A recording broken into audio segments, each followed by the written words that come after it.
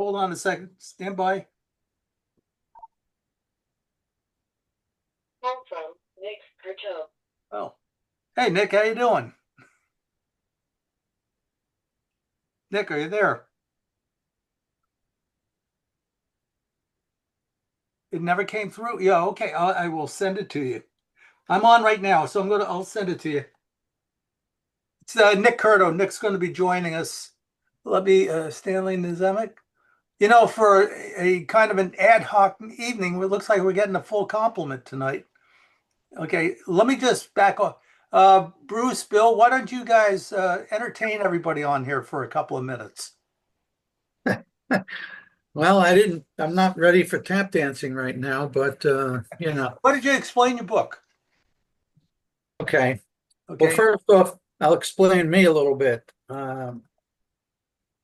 I I've been with MUFON. Everybody familiar with MUFON? Just say yes or no or whatever. Okay. Yes. Yes. Okay. Well, I've been with MUFON for 26 years, and I started as a journal subscriber with them, and then over time, I elected to get involved. I took the test, became a field investigator, worked my way up through the ranks, from a field investigator to a state section director to the chief investigator to state director for Pennsylvania, and then I was told to take over the state of Delaware as well. So Pennsylvania has 67 counties in it, so I was busier in the. Oh, you froze up. Yeah, Bill, you just, I think you locked up. One on paper hanger. There So we go. basically, I'm sorry. I just said, Am I okay? Everybody see me or? yes, we got you now. Okay, good. Yeah, so I was state director for Pennsylvania, and then I was asked to take over Delaware, which I did because it was getting too much to cover both. And like I said, I've done a number of cases from lights in the sky to possible abduction over at in Bucks County, Pennsylvania, and crop circles out around Gettysburg and such. So, yeah, I've gotten over several hundred cases under my belt. And one of the things that I've done over time was in seeing the reports coming in and spending time with the witnesses, you kind of sort of believe everything that you're hearing from them. You don't doubt them because they're the ones that experienced it. And then we do our follow-ups and do our investigations. And I was getting sick and tired of all of the denials by both the local and federal organizations. So I said, to heck with this, I'm just going to write a book. And in my book, I talk about several cases in the area. Some happened in Jersey, some in Pennsylvania, where I actually have the actual case history, the witness testimonies, part of the investigation, part of the request, and actually showing the government cover-ups and denials. So I wrote about it in the book, thinking that, I'm tired of the denials. I think everybody's ready out there to accept the fact that we're not alone here and just come forward and tell us this. We're not kids. So that's why I wrote the book. And in so doing, I kind of sort of backed out of MUFON, which freed up my time to do this. This book took me over a year and a half to write, but everything in this book has been documented. I actually have actual radar sighting data in the book. And we go into big detail for a situation that occurred at McGuire and Fort Dix, where there was an alien that was shot and killed there. And I go into great detail on that. And of course, that has all been denied as well. But so like Joe said, I've known him for a number of years. We graduated from the same high school together, and he stayed in Jersey and I moved on. So, but we're covering everything. I'm sorry, I lived in Jersey. I lived in Bergen County, Monmouth County, Middlesex County, and then Mercer County, and then from there and out to Butler County, Cincinnati. Okay, so I'm back, and so Joe invited me to join your meeting tonight. So I just wanted to touch base and see what goes on here, and Oh, appreciate the opportunity, Joe. welcome aboard, Bill. Bruce, everybody knows Bruce, and also I'm going to go through because, like I said, I'm going to do it a little bit freeform tonight, and I think it'd be a lot of fun because there's a lot to discuss. Um, I'm going to ask Bruce to mention one aspect of his life that brings him to the point with Mildred. You had that question about the paranormal. Uh, Bruce has some very interesting stories, and Bruce, maybe you could pick your favorite and just give a brief introduction to it. Oh, I don't know, Joe. I really. How about the Dark Pyramid? I like the Dark Pyramid myself. Well, yeah, I'm not a first person witness to that. Father, him and my mother, second year. Mexico. Bruce's audio is not great. The All right, audio. Yeah. let me switch mics. Go to somebody else. Okay. Yeah, speak up. We can hardly hear you, Bruce. Joe, go ahead with somebody else. Oh, there we go. Okay, why don't we do this? Stan, welcome aboard, Stan, and also Nick Curto. Nick, you have a favorite UFO or paranormal story, don't you? Give a Oh brief. boy, the first time that I ever experienced anything, I always looked out the window when I was a kid, looked up at the stars and wondered what in the world is out there. I think we've all done that. And when I was not that old, maybe 10, 12, I was with my parents. We always did a Sunday drive in New England as part of what we do as a family. And so me and my sister were in the back. I was, my mom and dad were in front. Dad was driving on a little road. I believe it was in New Hampshire. And it was a day trip, and it was afternoon. It was bright sunshine. I was sitting in the back seat on the side where my mother sits, on the right, and all of a sudden, with no warning at all, this huge, unbelievable force, painful force swept through the car. Now, we were driving forward slowly, but this went from the front to the back, and it was like 1,000 pins in my skin, in my everywhere. It was brutal. And I thought, in 1 second, what in the, and then another wham. The next thing I remember, the car was in the forest because it was all trees all around us. I was sitting on the in front of the hood of the car, sitting on the car, and about 8, 10 inches from my face was a gray. And all I remember is big black eyes that were like white mirrors, like black mirrors. And they were reflecting, I think, the moonlight and a few trees in the back of, and there was no communication, no mental, no verbiage of any kind. I just remember staring at this face and I couldn't move any part of my body, nothing. And the next thing I remember that I was allowed to remember, I was in the back seat of the car. My dad and my mom were in front. My sister was on my left, and the dad was slowly driving. It must have been 1 or 2 a.m. It was black, dark, slow on a little road coming back to our home. And the only thing I remember is that we never, ever talked about it. And when I tried to, something said, "Don't you dare do that. You're going to hurt them. Don't you ever." And it was a strong feeling, a strong sense that don't you dare do this. And I obeyed it. Anyhow, that's the quick version. That's a great What one. year was this? What year was this? Oh wow. Well, I just turned 81 and I was maybe 10, 12. The only thing that even parallels this is when many years later, when I became a ufologist and have been a long, long time now, when I read the Barney Hill, Betty and Barney Hill, there was parallels in that. And I went, oh my God, because there were parallels in that story.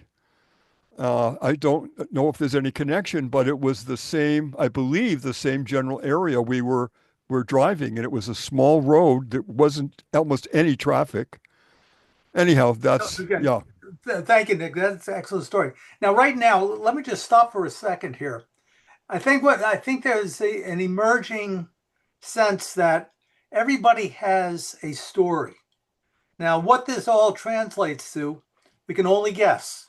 When it was just Mildred and I were on, I told a story that was kind of similar to the one you just told, Nick. And I was about 2.5, 3 years old at the time. Um, I'm going to go right down the line here.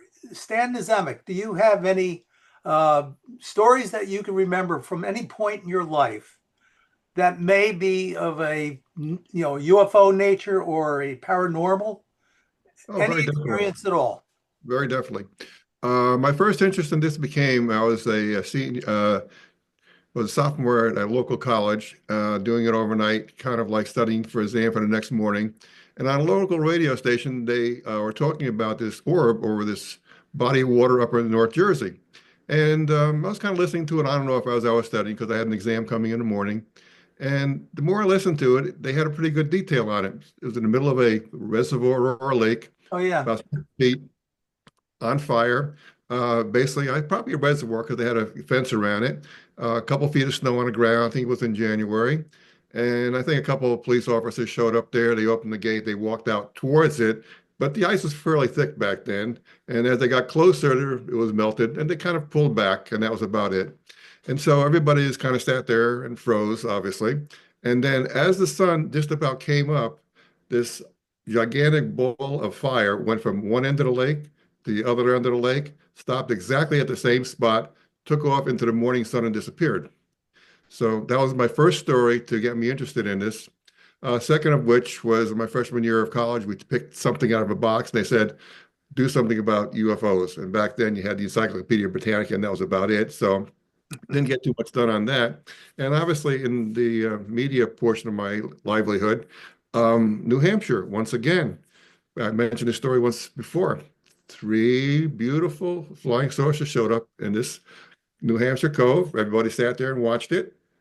They disappeared. Air Force came in right after it. And ever since then, I'm a member of MUFON. Okay. Okay, I'm going to stop right here too.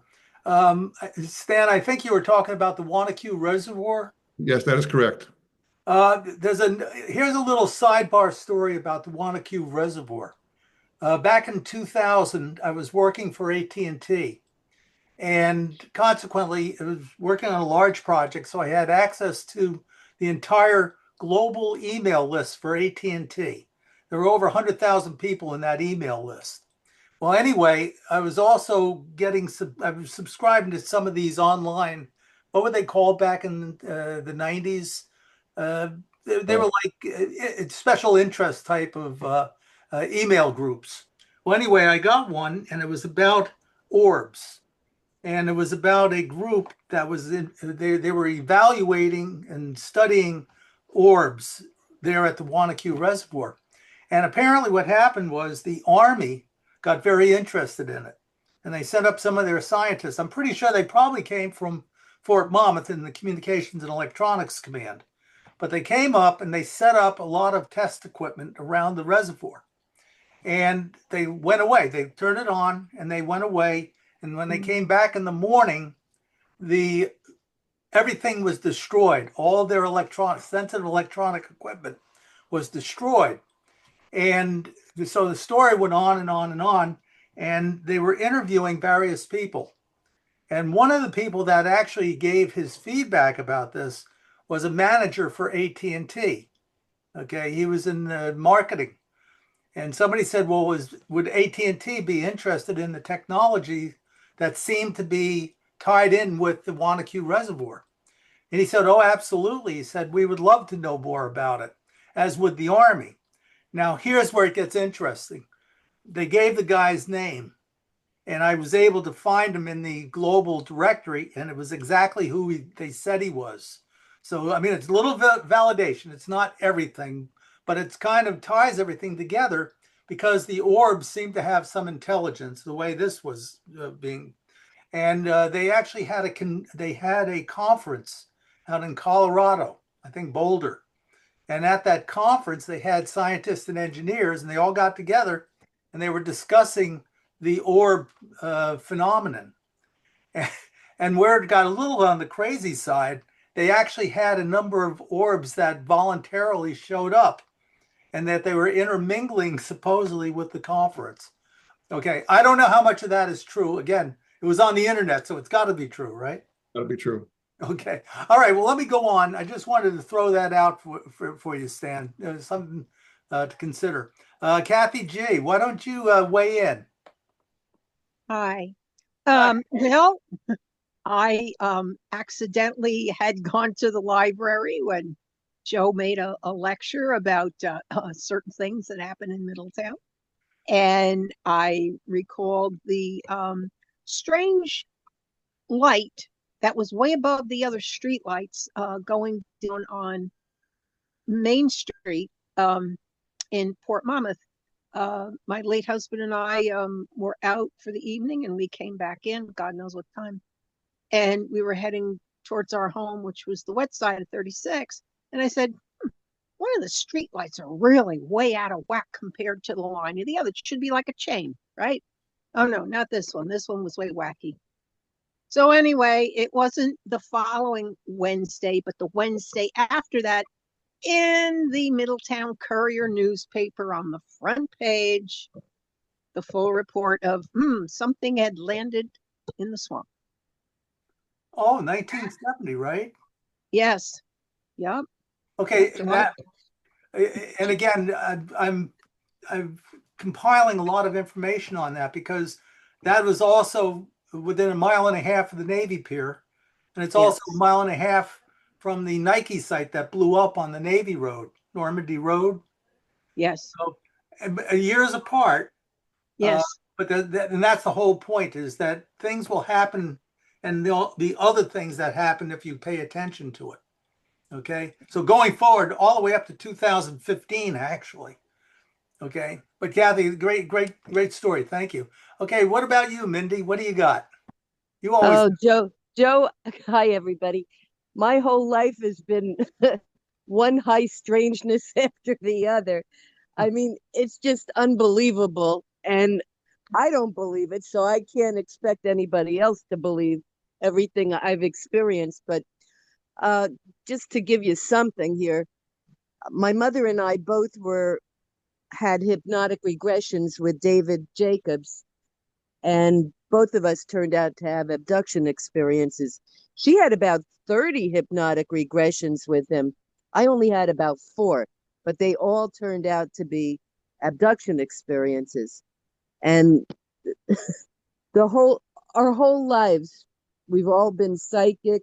We've had strange things happen, missing time, all kinds of strange sightings, orbs, you name it, it's happened to my mother and me. My sister's had involvement, but she's very nervous to even discuss anything, so she doesn't really get into it. And she never went for hypnotic regression, although I'm sure she's had experiences as well. But it's been a lifetime of high strangeness, Joe. Okay. When was the last one that you could remember? It's probably ongoing. I have no idea because I had no conscious recall. My mother actually had conscious recall, and she was talking about weird stuff back in the 70s when nobody was talking about it. And we basically told her not to talk about it because people would think she was crazy. But I had no conscious recall. It was only under hypnotic regression that I even spoke about things in detail. You know, this is all reinforcing my belief that what is being experienced, there are too many of these things. They're slightly different, which gives it the personal aspect to it. You mentioned something that's generational. That's another thing. Generationally, my mom had an experience. Now, my mom also, she went to school with Howard Manger's wife, second wife, Connie Manger. and they went. They're from Elizabeth, and she went to Baton High School, which was the all girls high school, public school, and so the story that she had was kind of a little weird. But then again, I expected weird things from my mother because she had an IQ of about 160. So there was no way of communicating with her. Now my daughter also had some interesting experiences. So there's three generations right there. No smoking gun that puts that there proves that, but it all becomes anecdotal. So I'm a firm believer that all that's being said right now has happened. I don't think there's any manufacturing of facts, and and I've known you all for a long time. So my trust factor is pretty high up on the scale for you all. So anyway, Bruce, okay, you're not getting off that easy. Come on. Well, let's let Mildred go. Ladies first. Okay, Let her- Mildred. What do you got, Mildred? Okay, I have to unmute myself. I don't have any UFO experiences, but I do have experiences with spirits. Good. Okay. Okay, so the first one was two friends and I were at one friend's house, and nobody else was home but us three, and we were playing cards. And my friend Rebecca and I were across from each other, and to the left was Tina, who lived in this very old house, and their very old grandmother used to live with them. So we were playing cards. It was nice and quiet. And Rebecca, who was sitting across from me, looked over towards the left, her right, my left, and across the hallway into the piano room. Her and I both saw a little old lady glide across the floor. So I said to her, "Did you see what I saw?" And she said, "What did you see?" And I told her what I saw, and she said, "Yeah, I saw it too."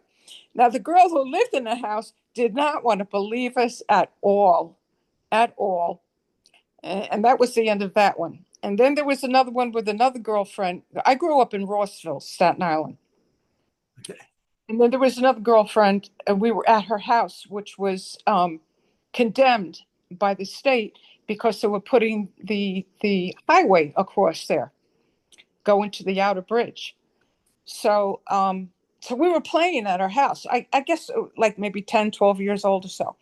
So we were playing in the backyard, and she had a very big yard that led off into these fields. And we were maybe 100 feet away from the back door of her house. And we both looked up and we saw this man walk into her kitchen, into the house. And I said, "Did you see that?" And she said, "What did you see?" The same story. What did we each see? So we saw the man and we said, "Well, let's go see." Because nobody was in the house, it was condemned. We walked in there, we looked all around, and we didn't see anybody. So we don't even know who that was. But at least with the other house, we knew it was Tina's grandmother.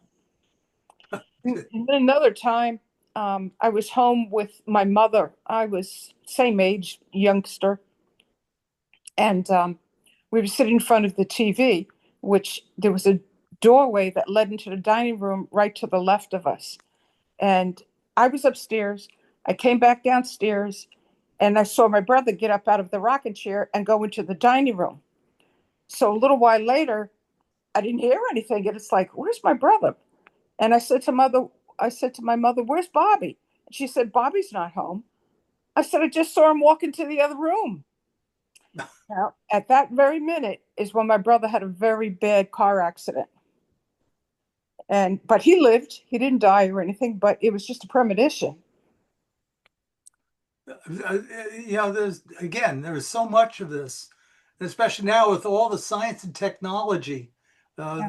They're recording more things that fall under the paranormal umbrella, so that even to the point where they now have almost evidence showing that there is a multiverse, that the universe that we exist in, it's basically what, four dimensions, five if you want to throw time in.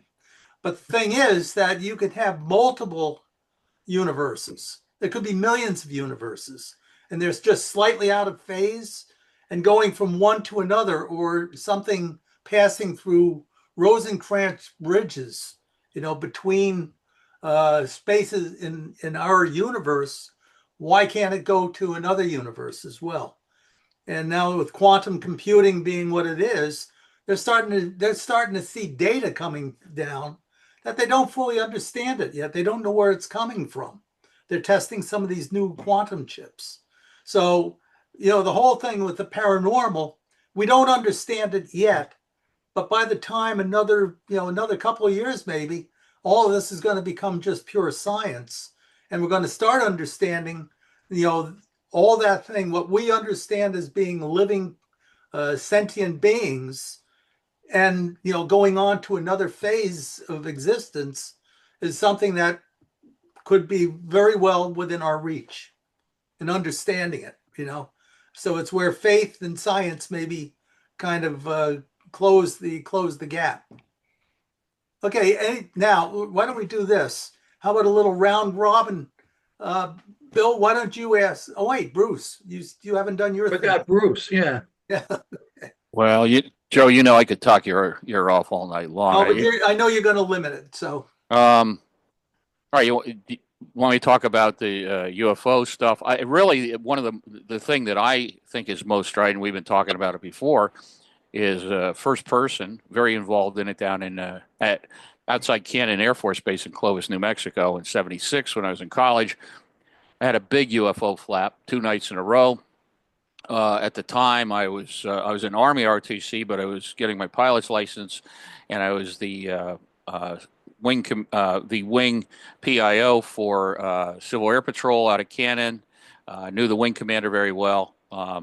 Second night, we took a 400 power lens on an FG and with 1600 speed film, took pictures of it. As a matter of fact, it was very well documented, widely publicized. And they scrambled the F-111s. That's a tactical air command base, and it was a joke watching these things. Let me just share something with you real quick. So there's corroborating evidence. Never hurt anybody. So let me see if I can pull this up real quick. This is one of the many stills I shot that night. If I can share real quick. But it's very well documented, and actually I got a call from the CBS affiliate in Albuquerque on the 25th anniversary of that. And they were actually following up on it. So see if you can see this real quick. Stand by, I'll bring it up. Okay. Are you seeing that now or no? yeah, it looks like the Little Dipper. Yeah, well, that's what these things were doing. And for a period of about 2 hours, not 2 minutes, they were over the base. They would fly in a circle. One would break off. They would go instantly to literally quadrants of the sky. They'd come back together, do this circular formation. They would come. I actually was outside at that time. I was working at the only 100,000 watt FM station in the country, KMTY. We were doing a transmitter proof, and that's why I was out watching it, sitting out at the transmitter site. I should also say that I have a degree in broadcast engineering, and I've worked on a lot of shows and a lot of investigations on the paranormal, and so on to evaluate video. I taught it nonlinear editing. Hey, Stanley, when you went to college, did you go to William Patterson by chance? No, Fairleigh Dickinson and basically Really? Tina Rutherford, but I'm Okay. more of the other place up there with the IBM. Okay, yeah, Wanacue Reservoir is a very well-known incident. Is that a banjo hanging on your wall? Yes, it is. All right, we'll talk about that. I've been playing bluegrass all my life, Wow. so we should talk about that. Let me We'll stop have sharing. a music. Anyway, let me tell you what happened. The second night, I took every bit of 1600 speed film I could find, trying to pictures of these things. I did get, and I processed them myself, printed them, and the follow-up on this was years later. I got Larry Fawcett wrote a book, which is Freedom of Information Act paper trail, and I'm coming back on it from a show out in Frisco, and I'm reading. That's what I used to do on the red eye to put myself asleep. I turn to this page, and here's the National Military Command Center official memorandum that was declassified, which talks about this incident over Cannon Air Force Base. So there's the smoking gun. I was there. I at the request of Brian Vike up in UFO BC, I sent him, Peter Davenport, and Jeff Rentz copies of these pictures with a narrative. And to this day, and that was probably 15, 20 years ago, none of them ever received them. And my return receipt information with the post office, they said they had no such receipt and so forth. So they never got there. But the interesting thing was I took the photographs that I printed, and I always used to write on the back of them when I took it what the film was, what the lens was. And so I had the photos that I was there and took, and then the documentation, but it was in all the papers. It was in the Albuquerque papers, the Amarillo papers, the Lubbock papers, the New Mexico State Police, the Texas Rangers. Everybody else backed it up. So that was a very, very interesting sighting. That was and it's similar to the lack of scrutiny that the McGuire Fort Dix incident, which is every bit, if not more compelling than Roswell in my mind. Didn't get any real press in the UFO community. How I got involved, beyond this from a journalistic standpoint, I was hired to be the late night weekend anchor at the CBS affiliate in Roswell, which is about 96 miles away from Portales. And it was a shtick that they were doing, the new and fresh and all that stuff. But after the news one night, a guy came up to me. And this was in 1976, before Kevin Randall or Schmidt or those guys wrote the first book, or Stanton Friedman ran into, Marcel down in Louisiana. And this cowboy came up to me, well dressed, and sitting at the Phillips 66 truck stop, and he said, "Why don't you guys ever do a story about the flying saucer?" Now, he didn't call them UFOs then in '76. I'm a 21-year-old guy, and he says, "You're the guy from the news, right?" And I said, "Yeah." He says, "Why don't you do a story about the flying saucer that crashed here after the war?" And I was in the journalism school up at Channel 3 and at Eastern, and I said, "Flying saucer?" He goes, "Yeah, it crashed right after the war, and then they publicized it. 2 days later, they shut us all up and told us not to talk." And I made this mistake of saying to this cowboy, "They shut everybody up," and he didn't take it too kindly. So he read me the riot act about the end of the war and the 509th, bomb group and so on and so forth.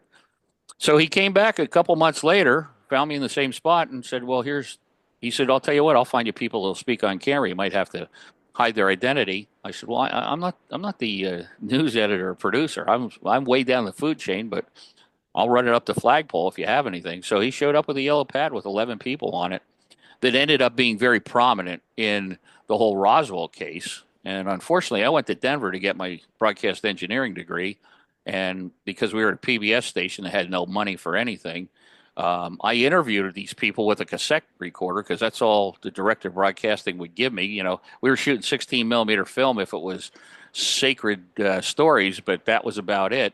So I kind of missed, believe it or not, the opportunity to break the Roswell story, because, a year later is when everybody, it came out, and Berlitz wrote the book and so forth. But I interviewed, let's see, who was Jackie, the fire chief's daughter, Glenn Dennis, the crew chief on that 29 that claimed that, he loaded the bodies up when they took it to Fort Worth. 2 security guards, air police that guarded that hangar out there, which still exists, where they kept the bodies. And it was pretty compelling, but unfortunately it was the wrong place at the wrong time. I was up in Denver, I guess, when the actual book came out and the thing started to go. And, that got me involved in investigative stuff. As far as paranormal, I could tell you that I have documented, recorded, analyzed more audio recordings and video. And I'll tell you one quick story. I worked with Ed and Lorraine Warren for a number of years early on.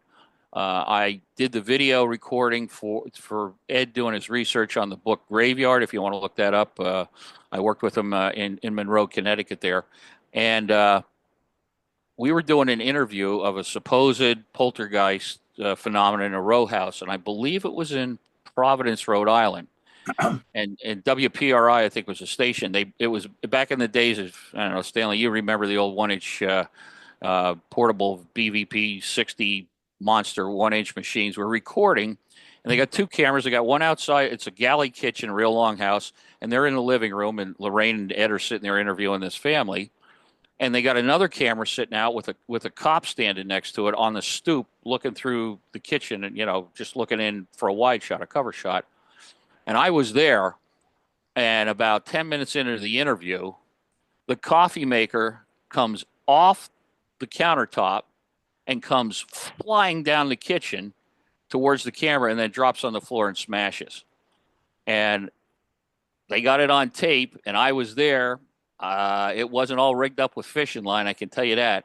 And this cop, I think he soiled himself. He just said, "Holy, you know what?" Jumped in the car and took off, hightailed it. It was so frightening to him. He didn't even say anything. So that's one of many things. But I Okay. have, so I could go on for hours. I mean, Well, yeah, thanks, Bruce. Because what I did, I asked everybody for one story to Oh, talk. I'm sorry. Well, you were talking. No, you were UFO. late. You were late coming on, so I Right. didn't Sorry. want to put the shepherd's crook out there. Okay. Basically, I think what we've heard is a number of interesting and compelling stories, and nobody had to really work real hard to dig them up or bring them out to share. What does that tell you all?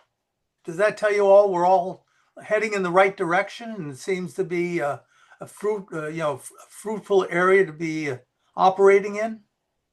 Would that be a safe statement to make? I think a good statement would be we can handle the truth. Yeah, I think I definitely think that's the case, because now down in Washington, I think they're up to 400 events that now are being discussed by the government. Before it was just the Tic Tac stories, but they kind of morphed and more stories have come out, and they're being kicked around and getting some daylight. Again, from my perspective, when they start coming out with thousands of stories, then I think we'll be making some real headway in that area. So, but at least it's heading in the right direction. Now, yes, Nick. Just a comment that when we were talking about experiences that we all have had, and then some one or two people brought up paranormal.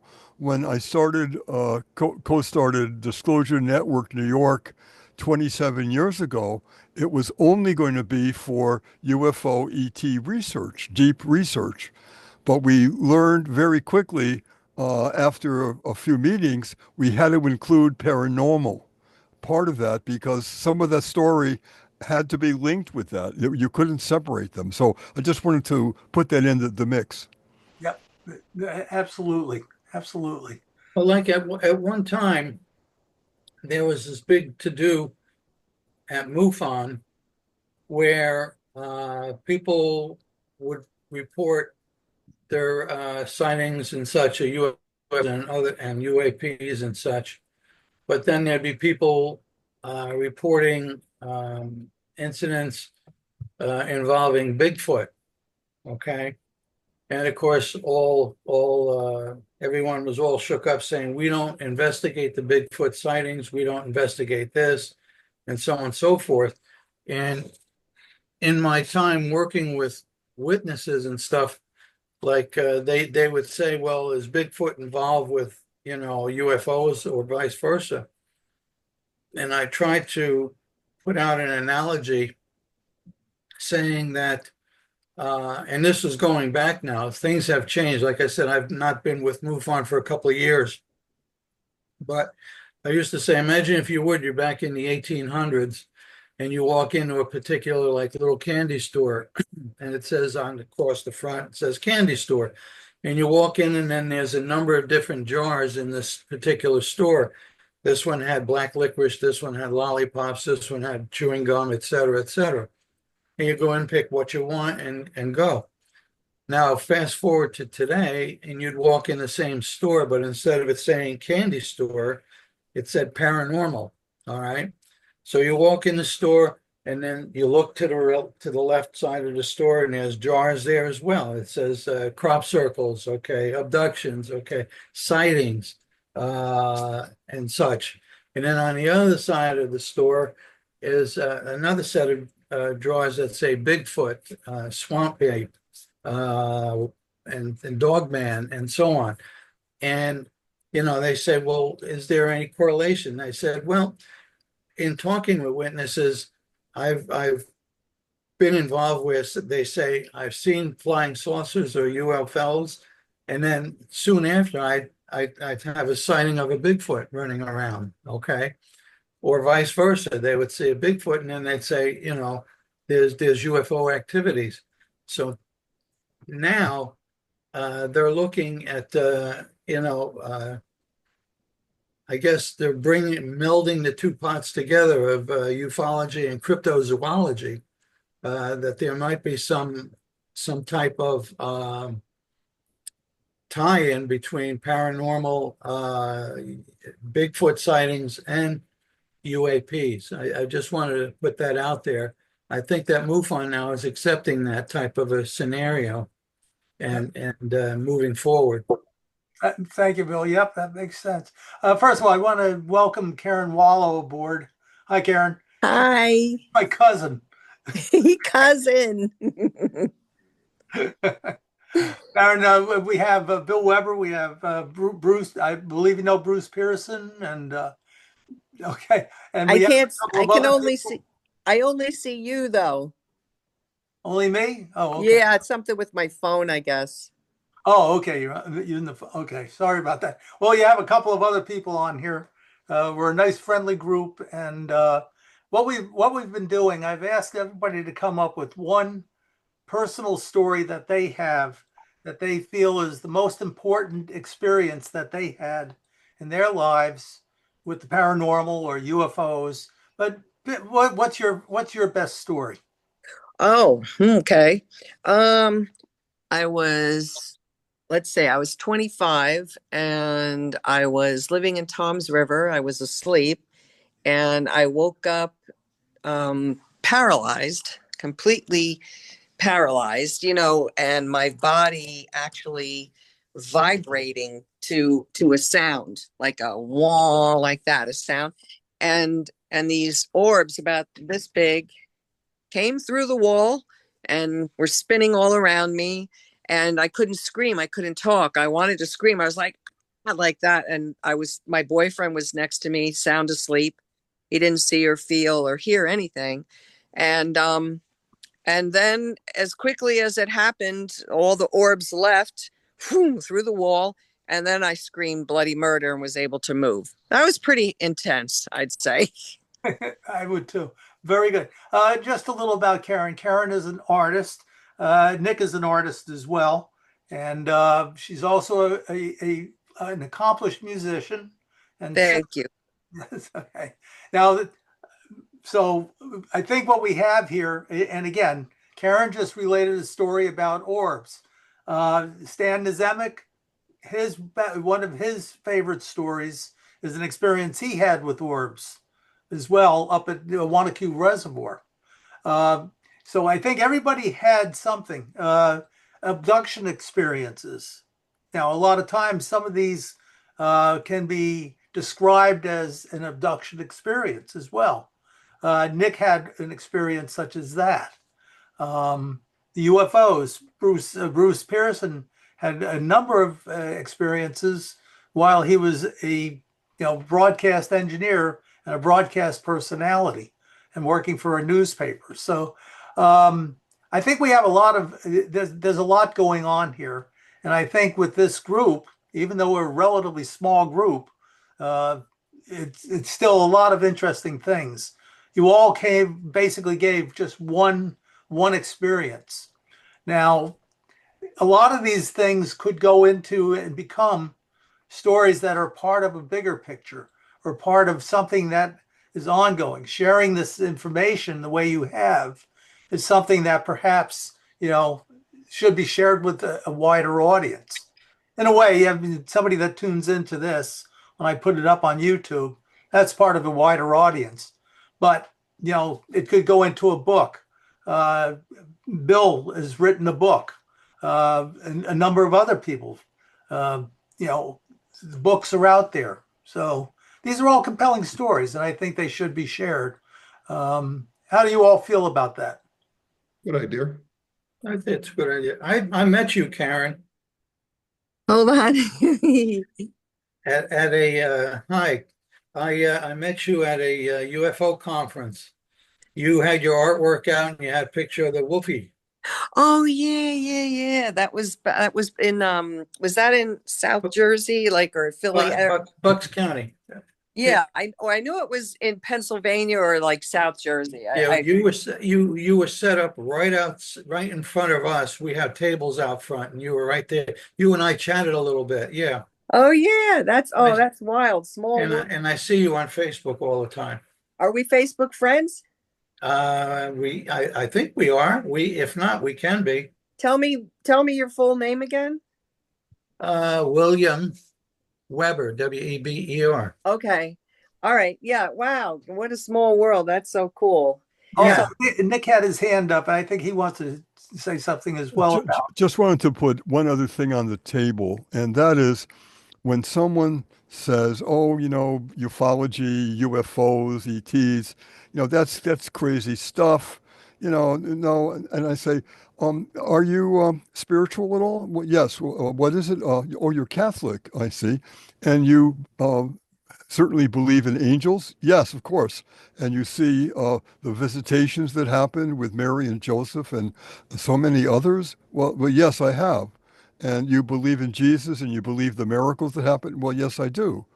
And I say, well, put that on the same table with what we're talking about. It's not a leap like that.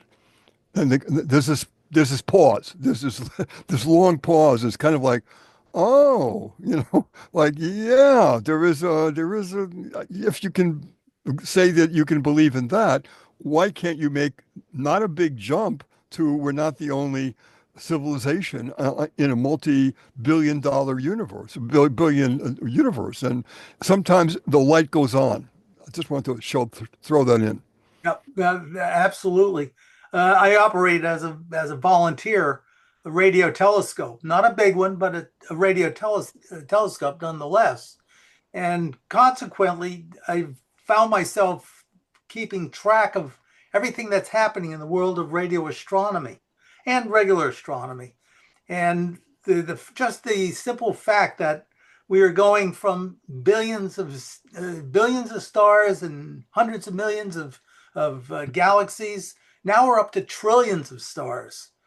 Okay, and each one of them now they believe astrophysicists and the scientific community believe that each star, which there's more stars than there are grains of sand on the entire Earth, each one has at least one planet, one exoplanet. Now, so far, we're up to almost 4,000 exoplanets that we know of. Okay. And that's how sophisticated our technology is getting. We have the Hubble telescope, we have the James Webb, we're having the next one that's going to be put up. And these are all capable of seeing almost to the end of our known galaxy, our known universe. I'm sorry. It's gigantic. Right here in Monmouth County, we have Bell Labs. And the Bell Labs, it's only about a mile away from where I volunteer. That's where the Big Bang Theory came from. Not the TV show, but the actual Big Bang Theory. And I actually had the pleasure of meeting Dr. Robert Wilson. And Dr. Wilson and Dr. Penzias, were the two Nobel laureates that received the prize for the work that they did over 50 years ago on the Big Bang. Okay, it has not been disproven. And so all of this is kind of folding in on itself now with the understanding of quantum physics and the theoretical physicists that are sitting there with their myriad of mathematical equations and symbolic work that they're doing. They're getting close to answering some of these questions. Now, for every question that's answered, it generates 10 other questions. So, will we ever get to the point where we know everything? Probably not. But the thing is, we're learning more every day. So, and this goes back to what we discussed earlier. If you're talking about the paranormal, ghosts and things like that, well, let's face it, it's probably someplace it fits in very nicely with Einstein's general theory of relativity and his special theory of relativity. and now throw in quantum physics, and everything is, everything is possible. That's where we're at right now. We're literally at the cusp of going from one generation to the next generation where everything is going to be entirely different. Well, to follow up on Nick's statement, again, you talk about the field of ufology, and my neighbors think I'm crazy anyway. Okay, while I'm out there, we had one situation where the ISS was going, and there was a restocking mission going to it. And I'm telling all my neighbors, it's going to fly over. You'll see them both. Okay. So we went outside and we're looking at it, and you could see the ISS going overhead, and you see the ship going right behind it to dock up and resupply it. And I'm yelling and screaming at all my neighbors, and they all thought I'm crazy.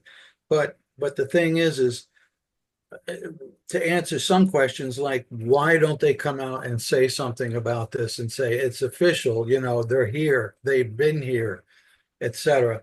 You run into arguments and debates with the religious community, okay? And some are more hardline than others. I have friends that are born agains, and they don't even want to talk about it, okay? They don't believe anything. And so my argument to them is, if you can go outside on a clear night in the Philadelphia area, that's uncommon, where you can see all the stars, and you look up and you see all those gazillions of stars, like you said, Joe. And if you could back away from our solar system, our sun happens to be a star. And in our solar system, that star has a bunch of rocks floating around it, and we happen to be on one of them. So you mean to tell me you look up at that sky, and all we're seeing is a very, very small part of our galaxy, the Milky Way galaxy. There's got to be gazillions of stars up there. So you mean to tell me, with all the stars and everything you see there, that you think we're the only ones that has intelligent life? And that doesn't keep them quiet, though. They still don't believe it. I've had reports that I've investigated and talked to the witness. The woman was a born again. Okay, her husband wasn't. She wouldn't talk to me about it. He's the one that had to file a report. And I told him I really couldn't take the report because it's hearsay. I had to take it directly from her, but she wouldn't talk about it. But she, he experienced it with her. She told him all about it, but I couldn't take that report. So that's just the way they are. Okay. And I think maybe, even the Vatican's got a couple of telescopes now. So, I believe that they believe in this stuff now. Oh, yeah. We're not the only kids on the block. Yeah. As a matter of fact, I think it's almost a foregone conclusion, even with the Vatican, that, not this last Pope, but two popes earlier actually said, yeah, we do believe there's life out there, and it's all God's life. God created it all. So, but there's another group for belief, different belief structures. There's another group out there that says there are no aliens. Okay, they're demons. Yeah, okay. Which may be. And along the same line, so at Skinwalker Ranch, they actually abandoned the ranch because of some of the activity that they had. So right. These are hard scientists that are running for their lives. Now you have situations too, like, what was it? The Turkish Air Force was chasing one. In fact, George Filer was chasing one at one time when he was overseas during many years ago, and they get right on them, and then all of a sudden they disappear. Are they multiple dimensions? So they're flying in and out of different dimensions, like they're here and then all of a sudden they're not here. This is the stuff that's out there that we have to kind of sort of sort through to try to figure out where they are. Well, I believe they're here. I believe there's 5 races that are here. Okay. And that is backed up by a lot of testimony from reverse hypnosis sessions with David Jacobs and such, and also from testimony where Barbara Lamb is talking to hybrids. Okay. So, we're not alone here. It's just that they don't want us to see them as often. But now we're starting to see more of them. And I'm wondering what that's going to bring. Well, maybe Bruce has an idea. What do you think, Bruce? Well, a couple things that I'd like to mention. I worked with David Jacobs several times a number of years ago. Actually, one time he did a lecture down in Ringgoes, New Jersey, and I taped it for him. But so he has a long history of documentation about abductions. I also was very fortunate to work with Mark Leone and went out to Loveland, Colorado with it was just me and Jaime Musan, and we actually taped a regression series that who was the gentleman? He's now passed away. Leo Sprinkle and a couple physicists were at regarding Stan's reports, who had numerous events going on, but a lot of regression and the star children and so on. Um, there's a lot more credibility to that now than there ever was before. And as far as the crossover, I talk to a lot of the folks that do research, Micah Hanks and a lot of the other people. I just was talking to him and a lot of people on KGRA.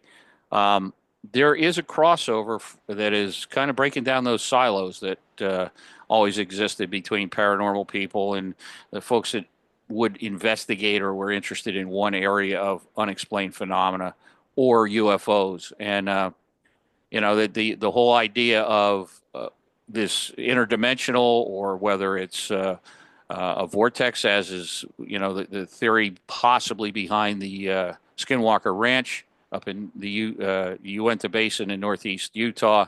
A lot of that's starting to change, and maybe there is some efficacy to it, but in the past, you never had anybody that would cross that line and talk about any of those things. By the way, the Vatican telescope is one of the most powerful terrestrial telescopes in the world. And it's in southeastern Arizona. I've been there. It's called, I think, actually called VATT or something. They have their own name for it, but you got to wonder what they're doing with the telescope, the Jesuits, unless they're looking for Jesus to come back on a UFO or something. But no disrespect intended, but. They did have a Vatican edict a couple years ago, I think, as Joe alluded to, that said that, we don't have any problem with life elsewhere in the universe. And, if we run into them, we're going to try to baptize them and convert them over. So even the Vatican had to, I guess, acquiesce to the statistical known that there's no possible way, even in the known universe, that statistically there's no way that there couldn't be other forms of life or other life out there. There's just no way you can argue against it from a statistical viewpoint. There are actually rumors that proof that the Vatican has that proof, and that it's somehow sequestered in the archives that people can't get to. Yeah, to me, there's so much that has not been released.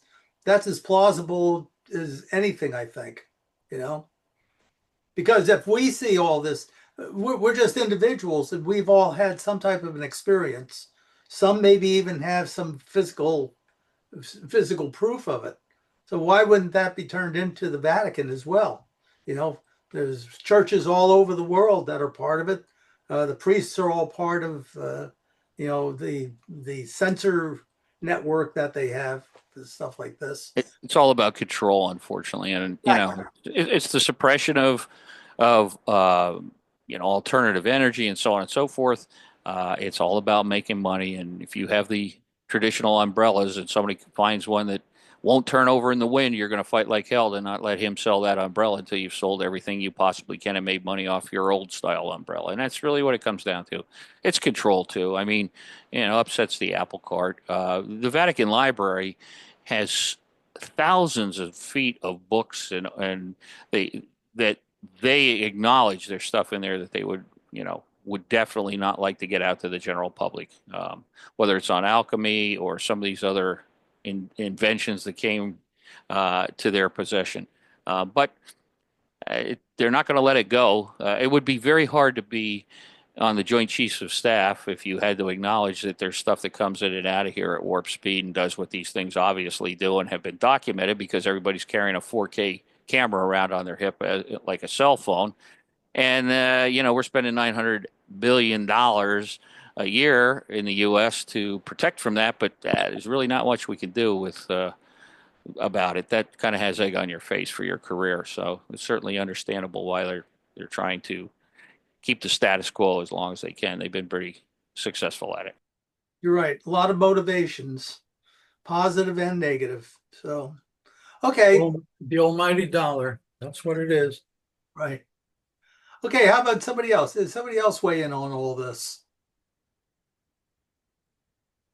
Joe, I wanted to ask you a question, if I may. Did you ever have an opportunity to meet Commander Graham Bethune? He lived in Toms River. No, I didn't, but I think George Filer did, though. Yeah, I never had it. I read his experiences, but I think George actually met him and actually had a conversation with him. I met him several times. He was a lovely gentleman. Pat Marcatilio had him speak at a couple of conferences. What a wonderful man. It's a shame you never got a chance to meet him. You would have absolutely loved talking to him. Yeah, and a lot of Navy guys had those experiences. He was a naval aviator, I believe, wasn't he? Yes, he was. He Yeah. had a UFO sighting in Iceland, Yeah. and he found it in the National Archives. Did he really? Yeah. Yeah, definitely. I mean, those type of witnesses, they're much more common than people think. A lot of people will not talk about those experiences. A lot of those, the one thing I noticed out of 3 experiences on my ship, only one of them was reported. Okay, one was formally reported, so that means 2 could have been, but they weren't. And then somebody at Fleet Intelligence Central, which is part of Office of Naval Intelligence, uh, he said that they get thousands of reports like that every year just from U.S. military sources. Okay, thousands of reports every year. That's the reason what we're seeing down in Washington is, to me, it's kind of a joke, because after 2.5 years, they're only up to like 300 or 400 sightings that they're discussing. So, that means that there's thousands upon thousands of them that are not seeing the light of day yet. And many service people have those experiences. They're not unique. The point I'm trying they are not unique. Well, Commander Graham Bethune, he was very forthcoming at a time when really disclosure was very new. And he had a lot of family that was in military and intelligence positions. And they were very angry with him for being so forthcoming with information about the UFO situation. Well, So he had to fight with his own family for disclosure. Yeah. Well, technically he was violating the Public Secrets Act or whatever, because we were all under that umbrella. Talking about it in various cases, they could hold it against you. If you were debriefed on it, that means you couldn't talk about it because there was like a $10,000 fine plus prison. So but he was aging out of that worry. But he could have lost his pension though too. He presented along with a lot of other people at the 2001 press conference that Greer had down at the National Press Club. You can find that online and see it. So yeah, Graham presented in that along with other military people. Different perspective on that. I spent over 10 years doing aviation documentaries all over the world with Captain Paul Havis, and I can tell you I have the names of about, I believe it's 10 or 11 commercial and military airline pilots that, over coffee or in the cockpit discussing it, said, oh, yeah, we see stuff all the time. And these are people with 10, 12,000 hours. And he said, I don't want to lose my job like that Japanese airline 747 cargo pilot did. They had him flying a desk for the rest of his career because he talked about that one over the Northwest Territories. Very well documented, both with air traffic control out of Anchorage Center and also from Elmendorf Air Force Base. And when he reported it, and the whole flight crew watched this thing track him for 30 or 40 minutes over the Northwest Territories, they yanked him off the flight deck and said, you're going to be flying a desk for the rest of your career. That's what happened. But a lot of pilots see stuff when they're up there 10 or 12,000 hours. They just don't talk about it. And no matter what you say about whistleblower and protections and stuff, guys are not going to put what they've worked on and women their whole career on the line to tell a story to let the other folks on the flight crew make fun of them and laugh at them, even though that's changing to some extent. But I know from personal experience of people telling me this stuff that are beyond lacking in credibility. They're totally credible, saying, "Yeah, we saw this stuff." Yeah, Graham waited till he was really up there in age before he really became extremely public about it. So he had enjoyed many years of his pension, and he knew death was pending, and he did, die, of course, but he knew he didn't have much longer to live, so he was coming out with it. Yeah, that's the same thing with the astronauts. A lot of the Apollo astronauts, they're all coming forward before they pass too, and they're talking because they weren't talking about it. Now, an interesting thing is that I always thought that, okay, these guys are all governed by the same type of classification issues, and they can't talk about stuff. The guy I work for an astronaut, and I even said that to him. He said, "Hey, look, I understand if you can't go public with what you know, because what he told me was not what what's in the public domain that NASA released." He said, "No, that's not the case at all." He said, "I didn't sign an NDA on this." And I find that hard to believe. But he said, "No," he said, "I don't talk to the UFO community because they didn't treat my mission fairly." He was on the STS-48 mission. And of course, that was the upper air research satellite. But it was an all Air Force crew that took off from an Air Force base in California. But it had to be more than just that upper air research satellite. So, but in that, he didn't go into any detail on. Other than that satellite never worked properly, and they finally abandoned it after a relatively short period of time. So there's more going on. His sighting, we only see seconds of it. It's like 10 or 15 seconds, but the whole thing went on for over 20 minutes. And he was being told by mission control, grab a certain camera, go to a certain window, and video the flight of these UFOs that were flying by, multiple UFOs. And he said those damn things were flying so fast that he couldn't see them, let alone get a shot of them. So, this is NASA does not tell you everything. To this day, they did not tell it. Yet they released a video image of him with the camera on his shoulder. They mentioned the SDS-48 and that it was a UFO related mission. Okay, just because what was seen.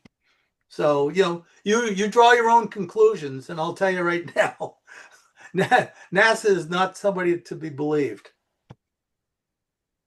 True story. Okay. Where else do we want to take this now? Nick, what do you got? Just one thing, not for this particular program, because I think it would be something that deserves a program of its own, but a connection here. I would really be very curious what everybody on this program would have to say about time travel. I think there's a lot of relationships here, and maybe for the next one, or when you can program that, a time travel theme to see what people have to say about the subject. Apparently, a general that was in charge of NATO during Kosovo and that whole issue during the Clinton administration, he came out and said, "We believe in time travel." The DoD does believe in, and that means they have enough of the science out there to convince them to actually go ahead and make a statement like that. Now, at the time, he was getting ready to run for president. I mean, to me, he probably killed his chances by making that statement. But that goes back in 96, 97, time travel was considered highly probable, if not already here. Now, if you fast forward to now, you talk to people like Jack Sarfati. He's got it all figured out. How the tic tacs work, and it's all going back to Einstein, without violating the speed of light. Yet you can still travel by warping space and using low power to do it. Whereas if you had enough power, you could do it anyway. But doing it with low power is like impossible, but not according to Jack. He said they feel that they're very close to being able to do that. We had Al Bielek from the Philadelphia experiment at one of our meetings, and he went into time travel, and it's quite a story. Al Bielek was amazing and shared quite a bit. And some of what he was saying about the future is just about knocking on our door right now. Yeah. The future is here. Yep. Yeah. Yeah. Welcome to 1984. Now that's past. No, but you know what I'm saying as far as the Yeah, I know. like what Bruce was saying with control, how amazing, unfortunately, tight control is right now. Media of all kinds, governments, all of them. The amount of control when you really start following this, and some of my members do follow this and share it, and it's frightening. It's in your face, and sometimes they're not even trying to cover it up. Anyhow, it's another story, but yeah. No, actually, I think you're spot on with that, Nick. Right now, you know, there were so many conspiracies that have been discussed over the past 5, 10, 15 years. 90% of them are all coming true. There you go. And they're being Exactly. acknowledged now, finally. Just about a year and a half ago, the head of the CIA at the time, Brennan, was it Brennan? He came out and said, "Oh yeah, we're going to be modifying the world's climate. We're seeding the clouds with, I think it was aluminum pergamut." Yeah, there are a number of patents that you can look at. Go watch the dimming, Dimming, Yep. on the web. A guy named Dane Whittington has been doing a radio show weekly for 15 years. Go to geoengineeringwatch.org. Extremely well documented. The base material, as you said, Joe, is aluminum. There's boron, strontium. Now there's graphene in it. And they've put tens of thousands of tons at high altitude. You can see the weather modification patterns. They're spraying it every day right here. Every day. That's why you get a crisscross pattern. That's why it spreads out. It's not contrails. The engines now on aircraft are high bypass. They're mostly fans. If you have a contrail like you did in the B-17s back in World War II, that was the heat coming off the engine would crystallize, and in 3 or 4 minutes it would disappear. These don't disappear. They spread out, and you get that gray haze to reflect the sun. That's the deal. But that between that and the use of HARP, which was started at the University of Alaska, I believe in '79, Department of Energy, the world's largest microwave transmitter, which is designed by definition as a research program to heat the ionosphere and steer the jet stream. Go take a look at what's going on with the jet stream. I had 2 years of meteorology, never heard the term when I was in college of a high pressure dome. That's a commonplace occurrence now where, contrary to the rotation of the Earth and the Coriolis effect, you'll have a high pressure system that'll sit static for 2 weeks at a time. That just doesn't happen normally.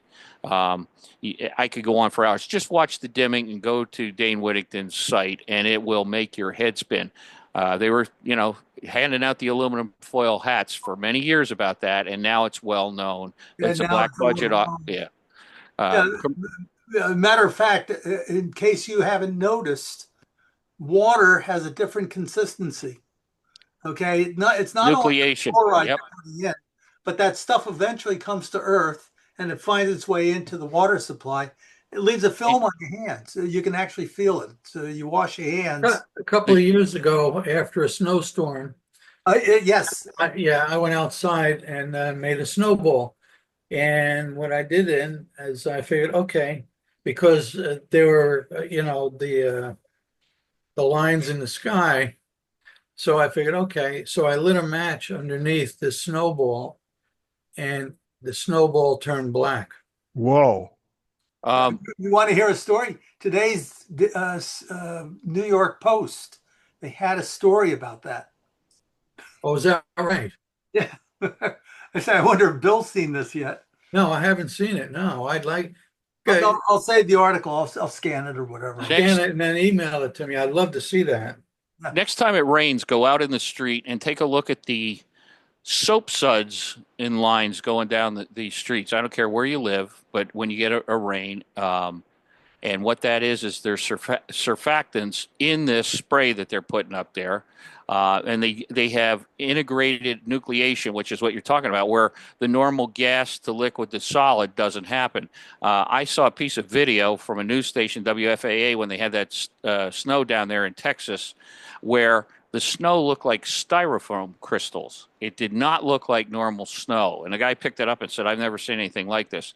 But anyway, I don't want to get us off on a tangent there, but you can look it up for yourself. But the next time it rains, take a look in the street and you see these little, it looks like, when you wash your car in the street and with a pressure washer and you've got the soap suds in there, that's the surfactants in this junk. And by the way, the number one precursor for dementia, Alzheimer's, ADHD, etc., is aluminum in your system. Highly toxic to the human condition, and you can track this for the last 30 years when they've been spraying this stuff to the explosive growth in those dementia, Alzheimer's, and so forth.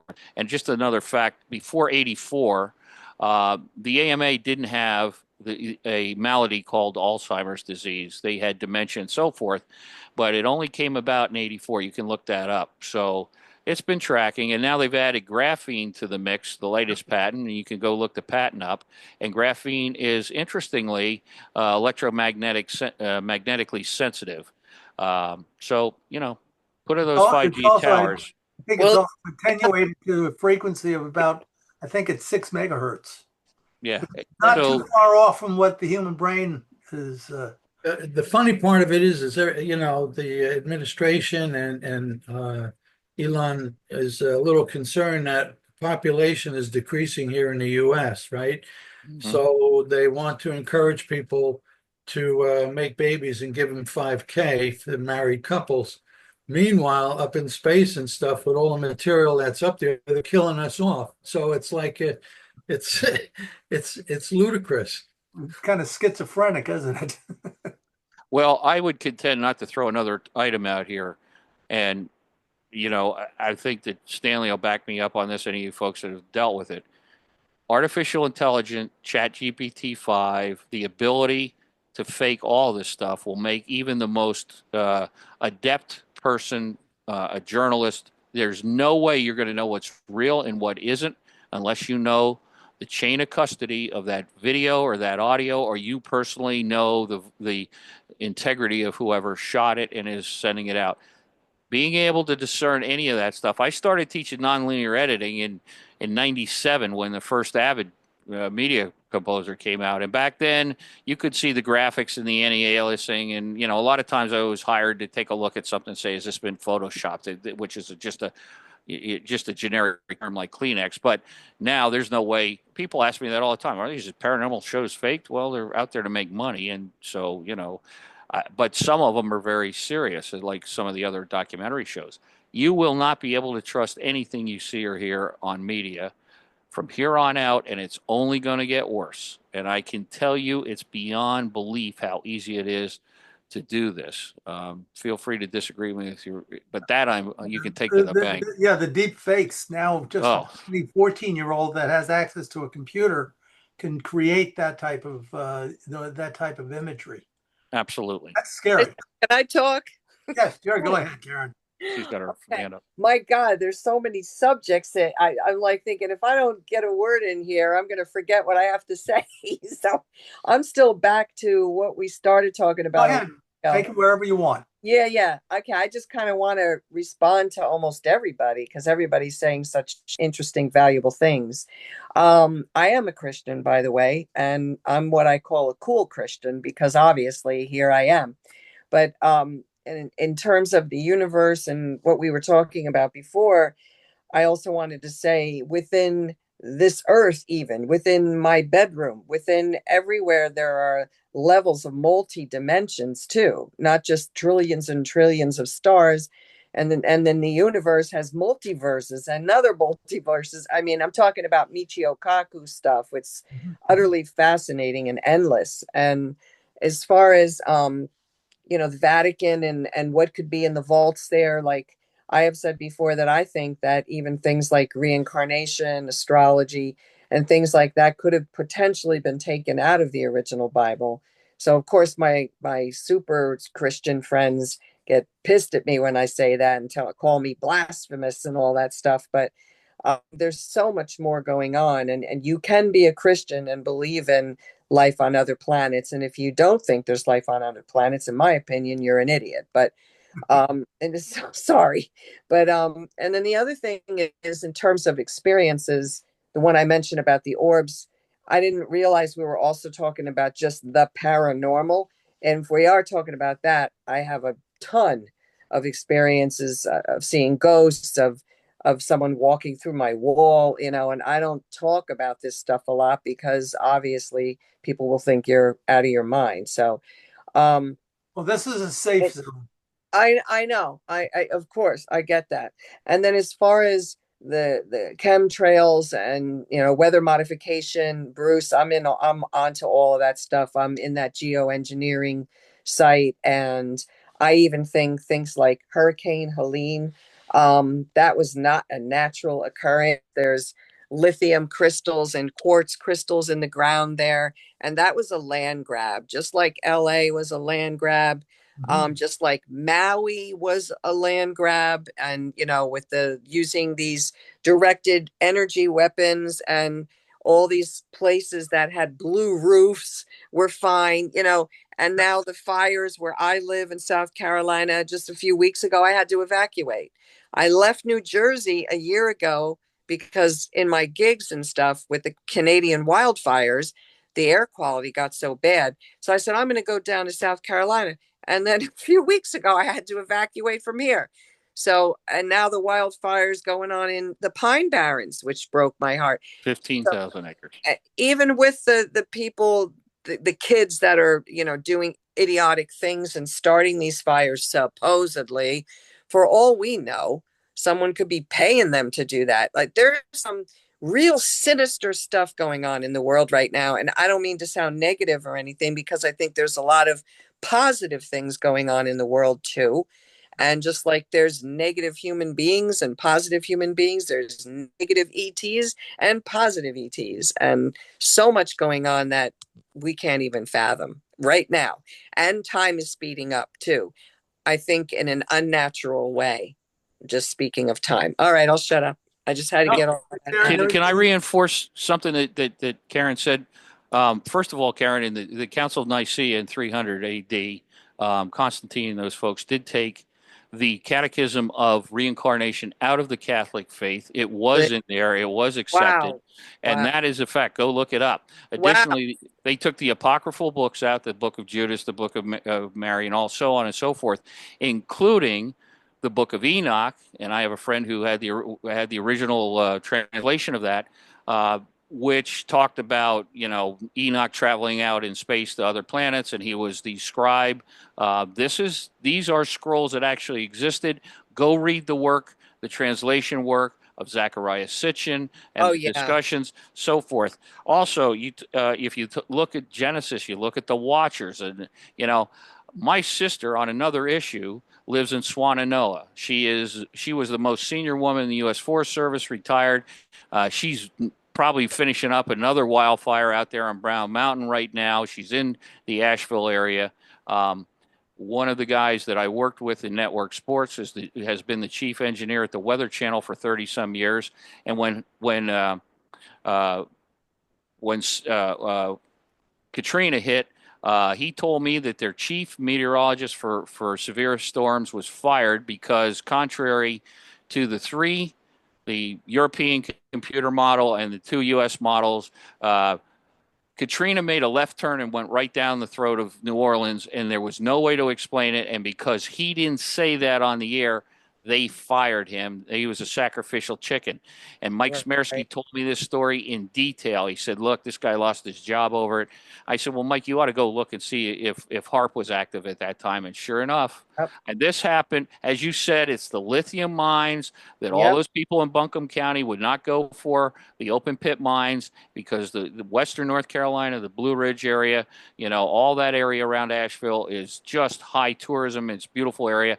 And they wouldn't go for it, so let's wash them out. I can tell you stories that she relates to me on a daily basis that would make your head spin or make you puke about what's going on. It's all about because that company said if we don't get the mines opened up, we're not going to meet our deadline to the DOD to get lithium produced in 2026. Those are facts. It's documented. They have screwed those people. They're still pulling bodies out of the ravines. It's devastating. Well, Yep, Bruce, I agree. So you are absolutely right on that. But there's one other thing. HARP is not the only one of those generators. Correct. China has one, I think, that's at least There's 7 in the world right now. There's one in Australia. The Chinese said, "Hey, it's not going to rain during our Olympics," and sure as hell it didn't. Yeah, the Russians have one. Yeah, and that go watch. They're being used in a warlike manner. Absolutely. Yep. Well, this is under Battlefield 2030, which came out by the Air Force, where they talked about the control of the weather on the battlefront was a strategic initiative. In 1980, the U.S. Air Force said that, and that's what they're doing. And by the way, Jonathan Frakes, who played on one of the Star Trek series as a first officer, is from the Lehigh Valley, but he narrated a Department of the Air Force piece, which has now been stripped, but I watched it several times, where I think it was like 2000, where they talked about this platform, this laser-based platform. It was on a C-141. They showed it. They talked about how at 60 miles distance, it could destroy a ground target or an air target within 16 inches of accuracy. And by the way, go look at the demonstrations that you can find, National Science Foundation, where they show the different colors of lasers. If you've worked with lasers, the ruby lasers, the green lasers, and so on and so forth. And you're absolutely right. You can burn a whole line of cars up, and the blue car isn't touched, and the blue roof isn't touched. You burn 1,100. I talked to my sister about it. 1,100 degrees is the hottest you can get a hardwood fire, and 3 feet away, the grass isn't even singed. It's like somebody took a torch and ran down a line. And the downwind side houses down in Maui, where all the rich people had, Oprah and all the rest of them, are not touched. Now, how the hell does that happen? Well, how do you have a woodland fire, a wildfire, that melts the block inside a Hyundai station wagon and melts the steel in the steering wheel, and the grass and the tree 20 feet away aren't even singed? Go look at the pictures. And by the way, they surrounded that whole area. They're going to make it a 15-minute island. That was all promoted. The guy that was there was also the chief of police out in L.A. when they burned that all down, because there was no other way they were going to get what they wanted out of it. So they put up hurricane fence with black plastic around it, so you can't even see what's going on in there. And it's illegal to fly drones over it. I'm not making this stuff up. It's like something out of a bad movie. Yep. Bruce, you can't. It's evil. It's evil. What have you heard about down in Antarctica, underground vibration type equipment that's capable of creating and generating earthquakes? Well, if you listen to earthquakes. Linda Howe has interviewed a lot of people down there. Here, I just tell people when I've done my presentations, does this make sense to you? Why did all those world leaders go down there to Antarctica? John Kerry and the head of the Orthodox Catholic Church and all these. What were they doing down there? Nobody. Yeah, the Vatican. Nobody said anything about what they were. Why were you guys down there on a tour? Yeah, right. They all went down there. Linda has talked about, interviewed people, the guy on a C-130, a crew chief that went in for a medical thing. They went over this no-fly zone, and they then were debriefed. They picked up all those people from the scientists who acted like they were in shock, and they wouldn't talk, and then they sequestered all their equipment and shut everybody up and split everybody. I mean, there's so much weird stuff down there. It goes back to New Schwabenland. It goes to go read the stuff that on the Longines black and white television show, when Admiral Byrd went on there and talked out loud about what he saw down there, Operation High Jump, they had what, 27 ships and all those guys. We turned tail and ran away from there. I mean, there's never any explanation for this, but everybody gets a free pass on it. Yeah. You know, our journalism has gone beyond being in the toilet to something that's not even in the 50 years I've been in it. It's not, broadcast journalism doesn't exist. What happens? Every major story drops off the radar in 10 days. You never hear from it. You hear any follow up on the drones? You hear any follow up? You hear any follow up about the assassination attempts? I don't care what the item is. It just drops off, and the journalists don't even follow up on it like we used to have to. Stanley, am I wrong about that? You're muted. Yeah, you hit a good point, because basically it's hello, how do you do? Thank you very much, and we're on to the next story. That's right. We have a 2-second in this society where I interviewed a guy about a year ago. He wrote a book called Bread and Circuses 2.0, where he paralleled what happened in the Roman Empire when everything was coming apart. And I contend, after 12 years of network sports, that's where we are now. Americans and worldwide, we're so obsessed with professional sports, and yet most people didn't even know what Ukraine was, much less where it was, until this war happened. They still don't understand what the value of the Straits of Hormuz. They don't understand the strategic location of Iran, whatever you think about them. And they frankly don't give a damn about it. We're so dumbed down. Go watch what we used to call the man on the street interviews, where they ask adults or young people anything about anything. Yeah.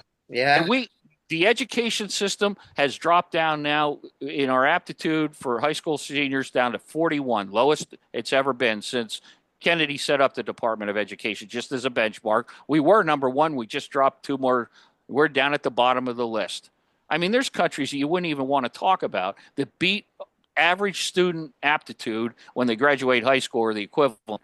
Beats us, and we spend more than any other country on the planet per student for education, just like we do with medical, and our standard of living and our lifespan goes down. I'm sorry to get on my soapbox. I'll shut up. Well, then you got the EMFs and the 5G and all the kids, Don't forget on their 6G, cell phones. 7G, and 8G. Oh, yeah, I don't even know about that. 7G Well, and 8G? Yeah, 5G is the Internet of Things. 6G is the Internet of People. The frequency is slightly different. The reach is a little bit longer. They're going up to 7 and 8G, as well. Right. That goes, what, 500 feet under the ocean, under the water. It penetrates the ground. So what are they doing with it? Well, interestingly, Bruce mentioned graphene. Graphene is a very interesting metamaterial. Yes. It's 1 nanometer thick in sheets. It's 6 times stronger than steel, and it's 1/20th the weight of steel. And yet it has the electromagnetic properties. It's a supercapacitor. And you can actually inject these. They've been practicing or experimenting with injection of graphene. It's in the COVID vaccine. Yes, it is. Several of them. Not only COVID, but there's other vaccines as well. And what happens is if it's mixed with a hydrogel, it could actually be targeted to certain parts of the body. Now imagine, if you will, this thing targeting the synapses of the brain. Now the brain operates on 5 watts of energy. Okay, it's like a ham radio almost. And it's also attenuated to certain frequencies around, I think it's around 6 megahertz. Mm-hmm. Now, if you want to activate that graphene molecule and do something with it, all you have to do is hit the frequency and it'll short circuit the brain. Now, when they first came out with some of these vaccines, they were showing videos, primarily in China, of young people, and all of a sudden they start staring up into the air, and next thing you know, they collapse in a pile. Some of them were dying from it. Now, on top of that, okay, we talk about the ancestry.com and the genetic markers and everything. Well, they're actually, the Chinese were experimenting with targeting certain medicines by racial makeup according to the genetic markers. Now, in Ukraine, there were 25 biolabs there. Why in the world are we financing 25 biolabs? No, for What sure. are they? Unbelievable. And these are category 5 biolabs in theory. That means they're military grade, just like Plum Island was here. They shut down Plum Island, but some of Mengele's people were actually working there after World War II, part of Project Paperclip. The head of German biowarfare development ran Plum Island till the 70s under Paperclip. And one of the things that he was championed about doing was they tried to infest fleas. Can't make this stuff up.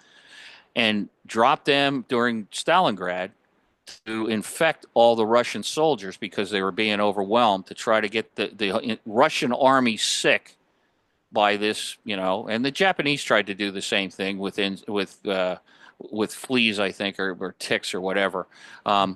That's where, unfortunately, the West Nile virus escaped from Plum Island's a level 5, right there, right in the Long Island Sound, beautiful. That's how Lyme disease got across. Lyme disease.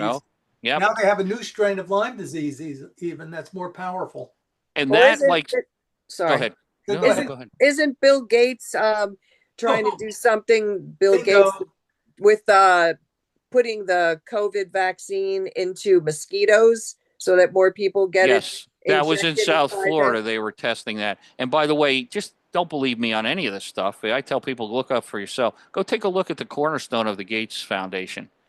It's the Gates Institute for Population Control. Says it on the Absolutely. concrete. This guy had a TED talk in 10, 15 years ago where he's talking about wiping out 6 billion Yep, people. that's right. And him and Klaus Schwab and all the rest of these people.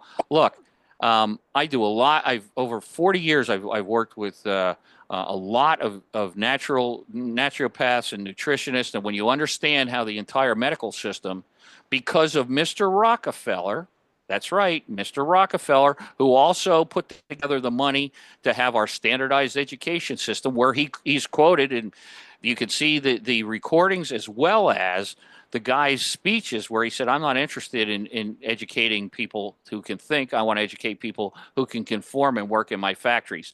That's American Standardized Education, which he funded. He also founded the AMA by funding it when he found out that pharmaceuticals are the basis of petrochemicals are the basis of all pharmaceuticals.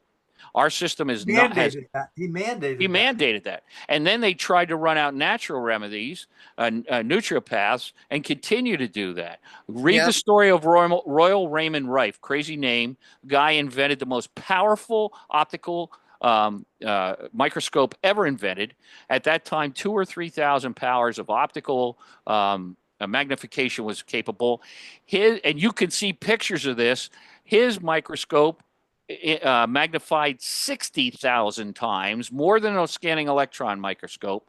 He also invented the concept and proved it with the AMA.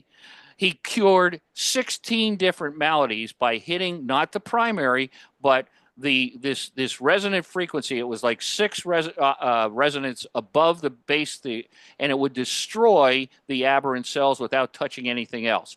He showed this.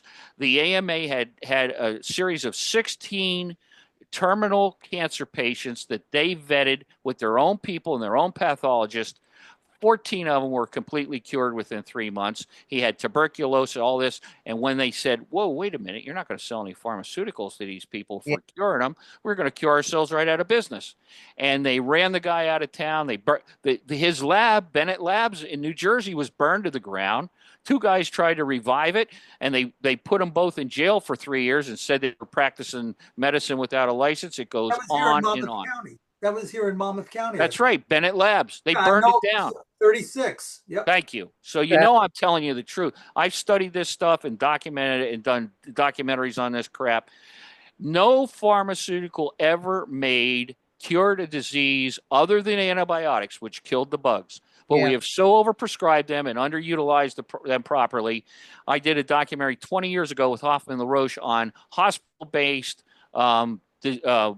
infections. And at that time, they had to put together a cocktail of 2 or 3 different antibiotics to try to kill the bugs because there was so much misuse of antibiotics that they were using Rocephin B, cephalosporins, and so on to try to kill these mutated bugs that were in the hospitals, and people were dying of that.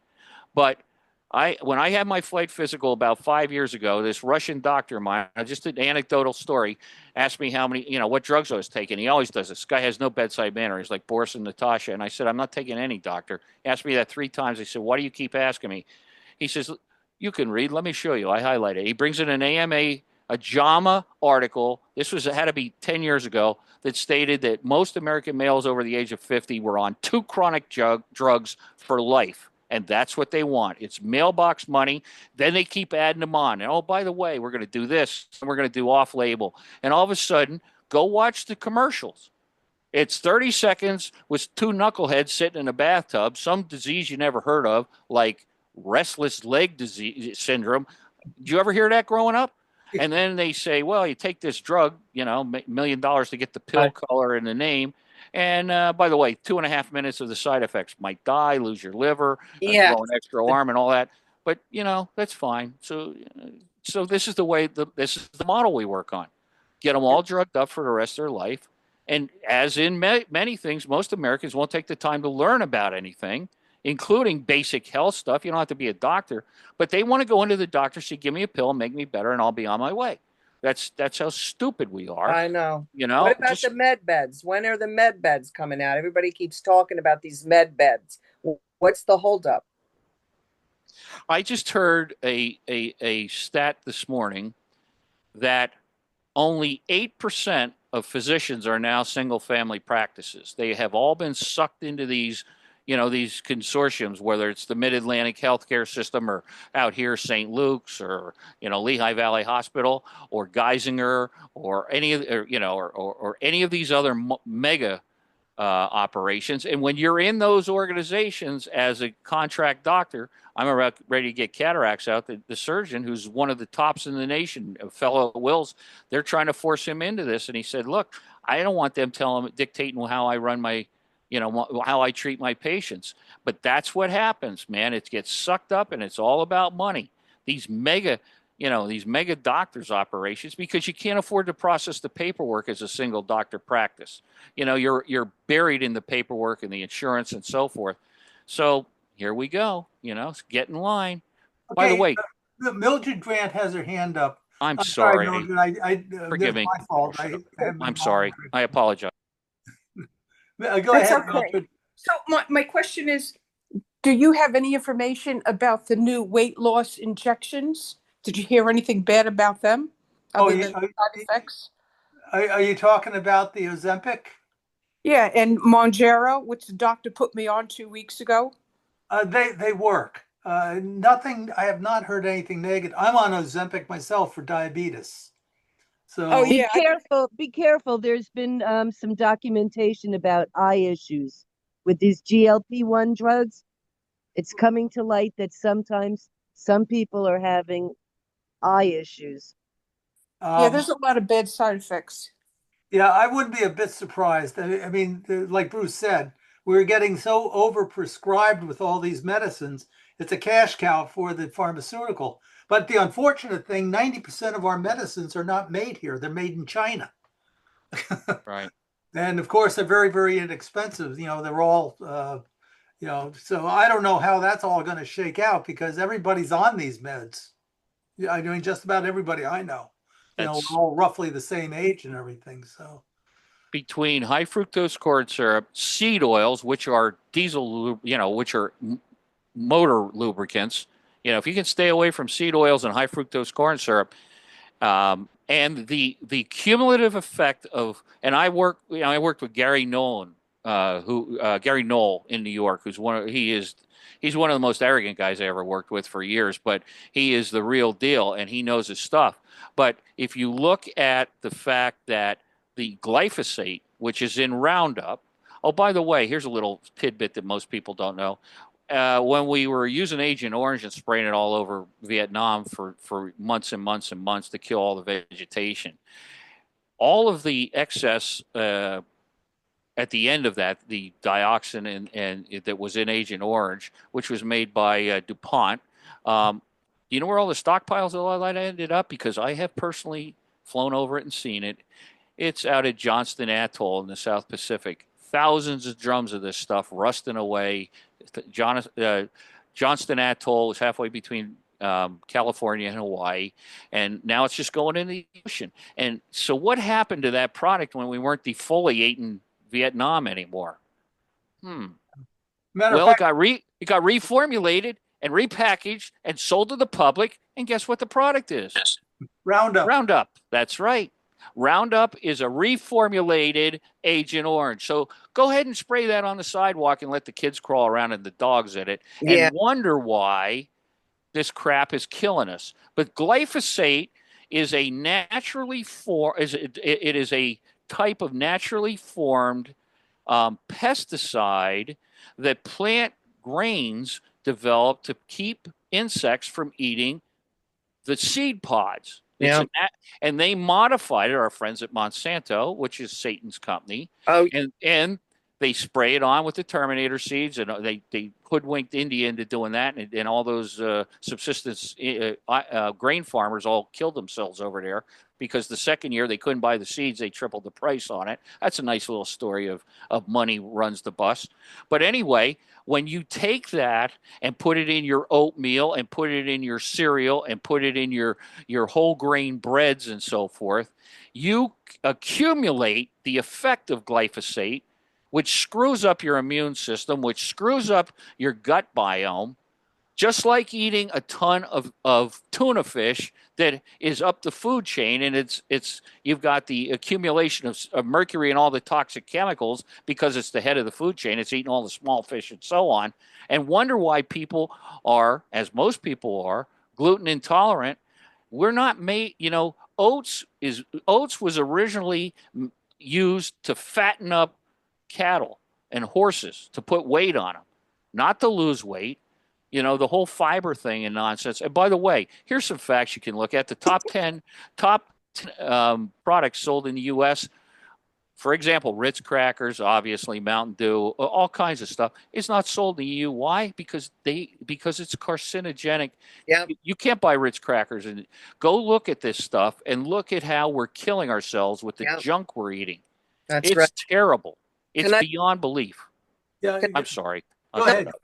Don't be sorry. Can I say something? Sure. Okay. Wow, great topic. God, I have so much to say. I can't remember the woman that mentioned something about taking something from for weight loss, but I want to address that and a couple other things. To me, anything that isn't natural, and just my opinion. My friends call me Dr. Wallow because I study a lot about nutrition, alternative healing, and all that. And a lot of them will call me if they have something going on medically, and I'll research it and tell them what to do. But anyway, you know how you see there's a drug, it's working really well, and then 5 years from now, by the way, if you need a lawyer because this drug is now causing all kinds of problems. Okay, so now to address the food issue and overeating and stuff, that is my problem. Is my weight goes up and down like crazy based on stress level because I'm an emotional eater. And with everything that's going on in this world right now, in this planet, in this country, the stress level is very high for a lot of people, or all of us really. So if you want, forgive me for not remembering your name, send me your email. I was thinking of starting a group, like an online group, support group for getting weight off naturally, not using anything, but just, getting to the root cause of why you're addicted to food. Why are you escaping food? Why are you eating all this crap?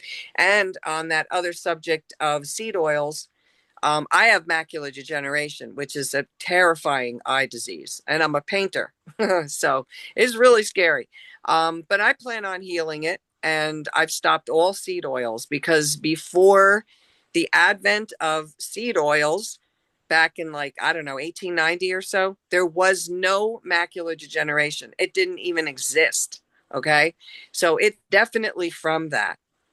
So I've stopped all seed oils, and that's a whole other story. But God gave us everything to heal ourselves naturally. Anything else that we use is gonna have massive side effects, in my opinion. So that's it. So is it all right to eat just the plain seeds, like sesame seeds?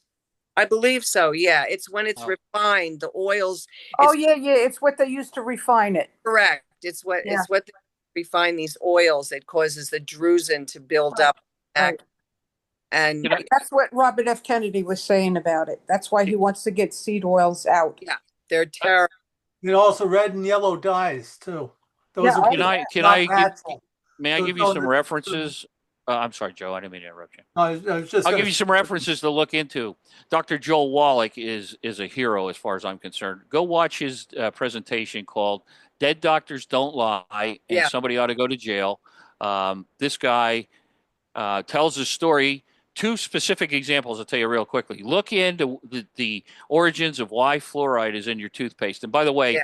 when you're done tonight, take a look at the back of the toothpaste tube, and it says with a little caution box on the back of everybody's toothpaste tube, unless you Yeah. have a natural toothpaste, says Do caution. not swallow.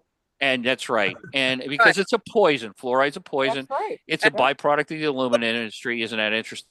And they actually found out by accident that it does prevent cavities, but you're ingesting that crap every day. And by the way, fluoride was used it's now come out with documentation in the concentration camps to dumb down and mollify the prisoners so they wouldn't, riot because they only had one guard for 2,000 prisoners, even though they were not feeding them. But go listen to the story of where cholesterol and the whole, handing out the war prizes. Oh, by the way, guess who was providing the Zyklon gas material to the Wehrmacht, to the SS? Bear. Bayer, our friends at Bayer. Isn't that nice? And Bayer now has been purchased by our friends at Monsanto. Isn't that Oh, interesting? God. So that doesn't necessarily a correlation, but now I have a very good friend, personal story, very quick. This gentleman was a family friend. He was a very, very well-respected attorney. I can tell you he worked for Merck a number of years. I ran into him about 5 years ago. I said, "Are you still with Merck?" He says, "Oh." He said, "Come on, let's get a cup of coffee." He says, "I'm done with that." I said, "What happened?" He told me the story that the business model of American pharmaceutical companies, as well as international, is the following. By the way, look this up. A large percentage of pharmaceuticals are pulled off the market between 5 and 7 years after their introduction. Why is that? Because that's the window, what they call the Johns Manville window, that they start killing people. And then those attorneys that you just talked about start saying, hey, if you want to sue about this, if you want to sue about that, and they start the lawsuits. So here's what he told me. Long-term product development and marketing strategy. They would go in, they'd find this orphan, tiny little malady with relatively few people, like restless leg syndrome. How many people have that? They go out, they say, all right, here's the profile. We're going to spend $10 million to develop a drug. We fast track it from, actually, it came in during Bill Clinton's administration, the FDA fast tracking of drugs, instead of taking 20 years of double blind tests and stuff, 2 or 3 years, and you bang them out.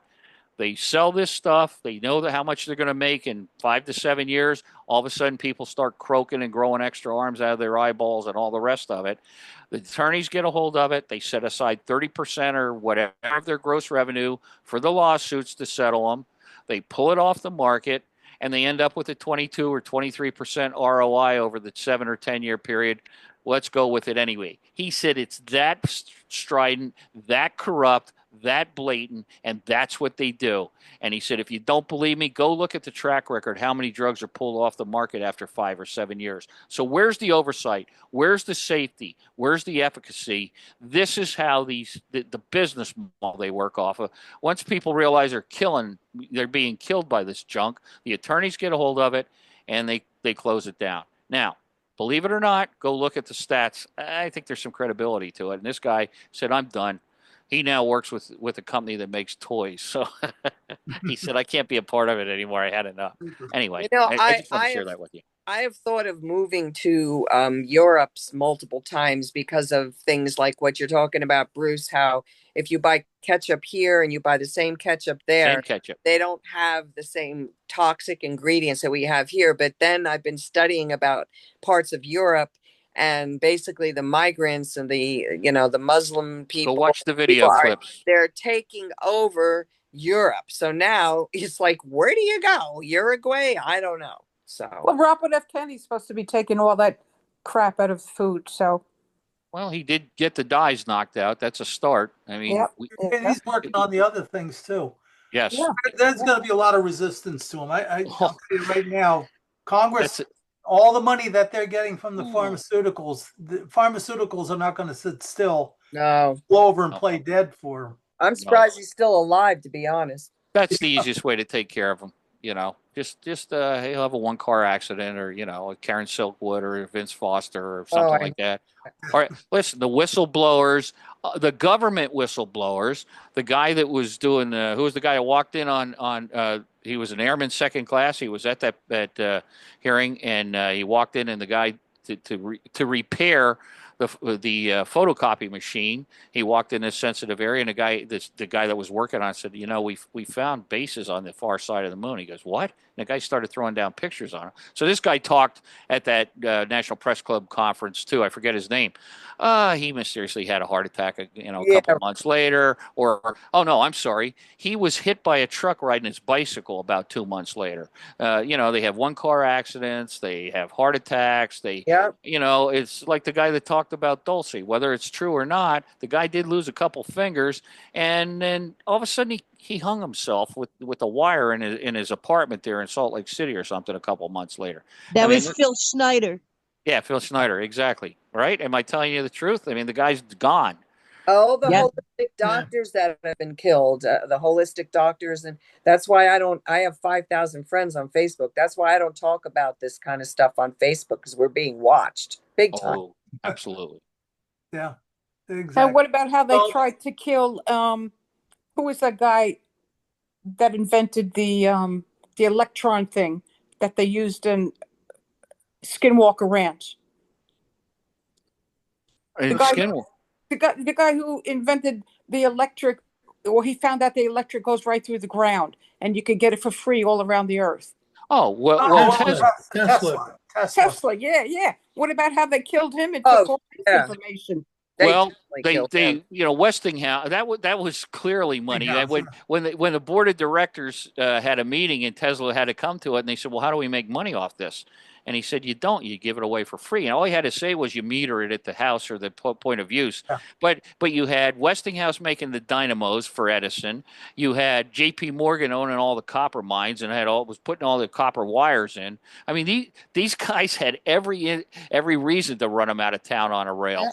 But he tested in Colorado Springs, transmission through the air, and he drew so much amperage through that generating that power station that he burned out the dynamos. It cost Westinghouse $100,000 to rebuild the place. It worked. And Wardenclyffe, and I was telling Joe, I'm doing research now. I've looked at the newspaper articles. There is some documentation. I don't know if I buy it, but there is proof that Tesla went and met with Eiffel before they built the Eiffel Tower. Yeah.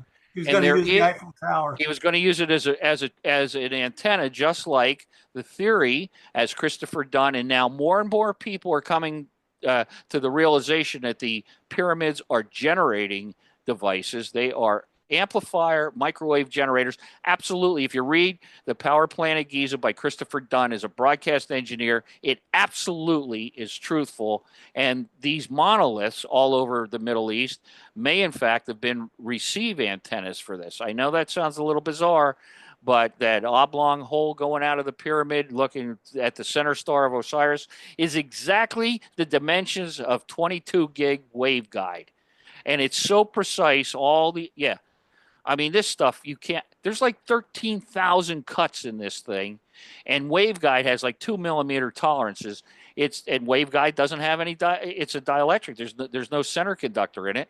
And Dunn says, I don't know where they were transmitting to, but it was a power generator and amplifier. And, you know, the chamber with the salt in it and the two cables, that was the battery power. They poured vinegar in there and there was salt. It's unbelievable when you start seeing how this stuff is starting to come together. Right. I wrote about Tesla and the pyramids in my book. Yeah. Yeah, and I've done 2 paintings dedicated to Tesla. I'm obsessed with him. And on a more esoteric level, which is where we all started earlier, some believe he was a Venusian, actually, and that's a whole other story I won't even bring up because Anything's possible. He yeah, stated many Last, times that he didn't invent anything, that those inventions came to him from the ether. And I'm quoting what he said. I've read everything that didn't get sucked up with those 26 footlockers of his stuff in 43 when he died out of the New Yorker. And it's funny, the FBI was in there before his body was cold and That's sucked all right. that stuff out. Isn't that I interesting? was yeah, right. I was in the New Yorker. New Yorker hotel last week, Oh, and I really? went to the front desk and I said, "Is there anything in the hotel that in any way Commemorates? refers to Tesla?" And he said, "Take the left, go down the staircase." I said, "Oh, thank you." So I did with a friend, and sure enough, there's a statue of Tesla there. There's photographs of him and some memorabilia, and also a lot of things about the hotel and how it was the center of incredible dancing, big bands, major entertainment. All of that's downstairs in the basement. If you're Oh, in New really? York City, don't miss it. Wow. I think the room is preserved too. Yeah, Yeah, they don't. it is. I didn't ask. I should have. If there's any way you can go to the room just to do that. See it. Oh yeah, for sure. Are you familiar? He almost took down the Flatiron building with his resonant weapon. It was a Yes, tiny little thing. They thought like the you whole just thing was said. coming down, and like, well, it's only 12 volts, man. It worked well. Like you just said, you cannot make this up. You couldn't make it up. The editors would say, "Come on, no one's going to buy it." Go on the web and find the picture of Tesla with about 18 other scientists and financiers in Fairmount Park in Philadelphia. I think it was 1902, where they were demonstrating. They demonstrated this guy who actually Stubblefield was his name. He was a dentist, and he used to light his property up by using the potential between the ground and the bulbs. He lit his Wow. whole property. It was well in Kentucky in like Wow. 1883. But Tesla's standing there with all these other scientists, and they're doing a demonstration of the potential of ground. And if we think about it, you know, I'm writing a book on conditioning because it's all about conditioning. Everything we just go along to get along. We don't even think. The term of grounding. Where. Quick question: where do all the electrons come from that you shove down the wire to make stuff work? What's the source of them? How come they don't run out? And by the way, think about this. Everything we do in our modern society, go back to Tesla, and even, you know, if it was DC, we can make power out of taking magnets and spinning them around inside of a copper winding and make enough power to melt metal and move aircraft and all. I mean, think about how crazy that's magic. You spin magnets around in this wire contraption, and all of a sudden, you've got this incredible energy coming out of it. And by the way, if you don't ground it to the ground, and as Tesla said, all those electrons find their way back to the source through the dirt and the water and the stone and the asphalt and the concrete. It actually works that way. It has to be a system that's grounded. It's fascinating when you think about this stuff. The guy was a genius. I worked down at the South. Oh, go ahead. I worked at the South Street Seaport area Oh, okay. for about 10 years, and there is a plaque for Tesla where the laboratory was where all that right. was taking place. And you take a look at that. You should. It's easy to find. I've been there. Yeah, to Oh, South Street. okay. Yes, I know exactly where you mean. Okay, I'm his going to leave you all with one bit of information. First of all, in 2012, there were exactly 12 particles. Okay. The 12th particle was discovered, and that was the God particle. Okay, Hobbes Bigson. You know the one I'm talking about. The Hobbes Bigson. Bose or whatever. Somebody will get it for me. Anyway, that was the 12th particle. Now, between 2012 and last year, they have now discovered up to 57 particles. Whoa. Okay. Now, I have the pleasure of knowing one of the senior researchers at the CERN. He goes there every month and he works on one of the two Hadron colliders. yeah, and well, the test equipment, they have two sensors that they have, gigantic things, and that's how they see these particles. They can actually map them. And I asked him, I said, with now we're up to 57 of these particles. Most of them are short-lived, so they don't have the same power of the Higgs boson. Higgs boson, that's right. But the thing is that they keep discovering these. Now they keep bumping up the power. You're going to increase the size of that accelerator by a third. It's going to be like 35 miles long. Oh God! Wow! And you're going to be pumping massive amounts of energy. And now it's an interesting place. I mean, they had for the opening ceremonies, they had a pagan ritual. Oh, did you see that? Yeah, it was amazing. It was satanic, man. That was massive. That was creepy beyond belief. What really the hell was was. that about? But now, also interestingly, depending on who you talk to, they are trying to open one of those portals. Yes. Yeah. Well, it does make a minor black hole that disappears quickly. They acknowledge that. They do. Yep, that's right. So the big concern was that they're going to create a black hole and it's going to grow and it's going to swallow the entire Earth. They actually well, then we don't have to get up and go to work the next day, so let it happen. Exactly. Anyway, Go ahead. Brookhaven National Lab, they increased that one back around 2000, and they were going to they were concerned about it even there with a small particle accelerator like Brookhaven. So who knows what's going to be coming out of the CERN? But that is a little bit of a scary place, and nobody's really talking about some of the things that they're really looking at. So what kind of portals are they opening up, and what kind of entities are coming through, and maybe why the world is a mess right now so much? Who knows? Exactly, because if there is a portal to another dimension, it might just be to another part of the universe. That's Einstein's theory proves that, and I think everybody kind of accepts the fact that you do have these wormholes. The wormholes in space.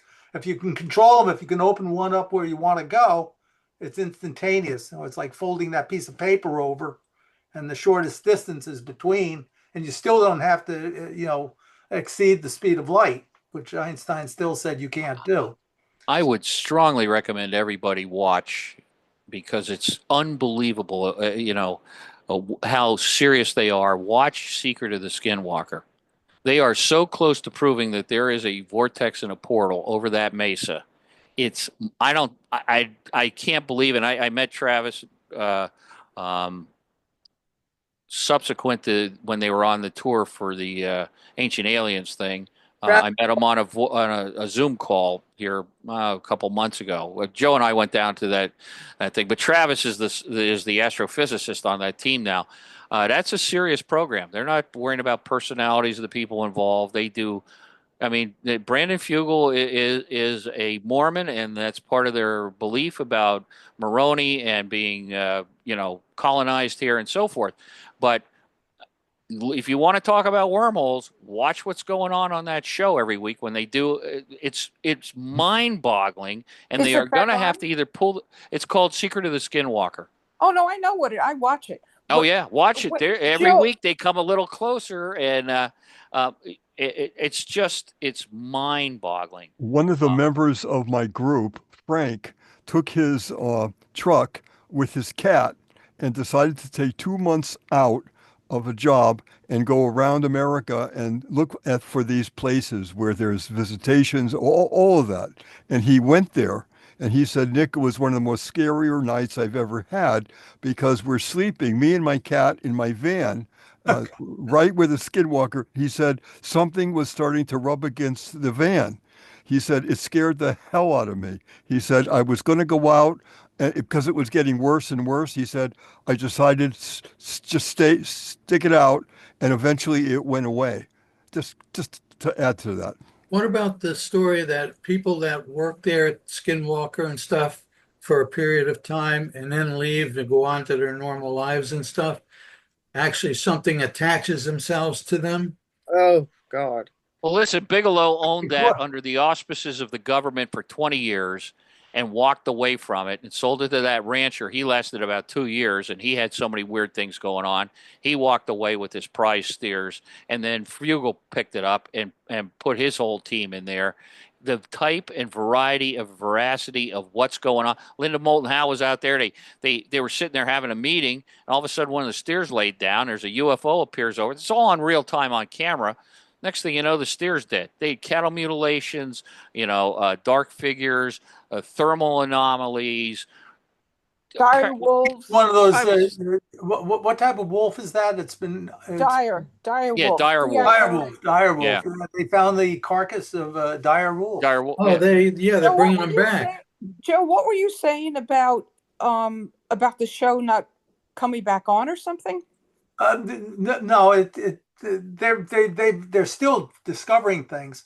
My guess is that if they're really getting close to something, I have Oh, a funny close. feeling they're not going to be allowed to finish it. It's going to Nope. it'll be nationalized, and the government will step in and take over. Just like they take the patents. Yeah, You're because right, what it Joe. represents is something that is far beyond, what It's the national government would, security.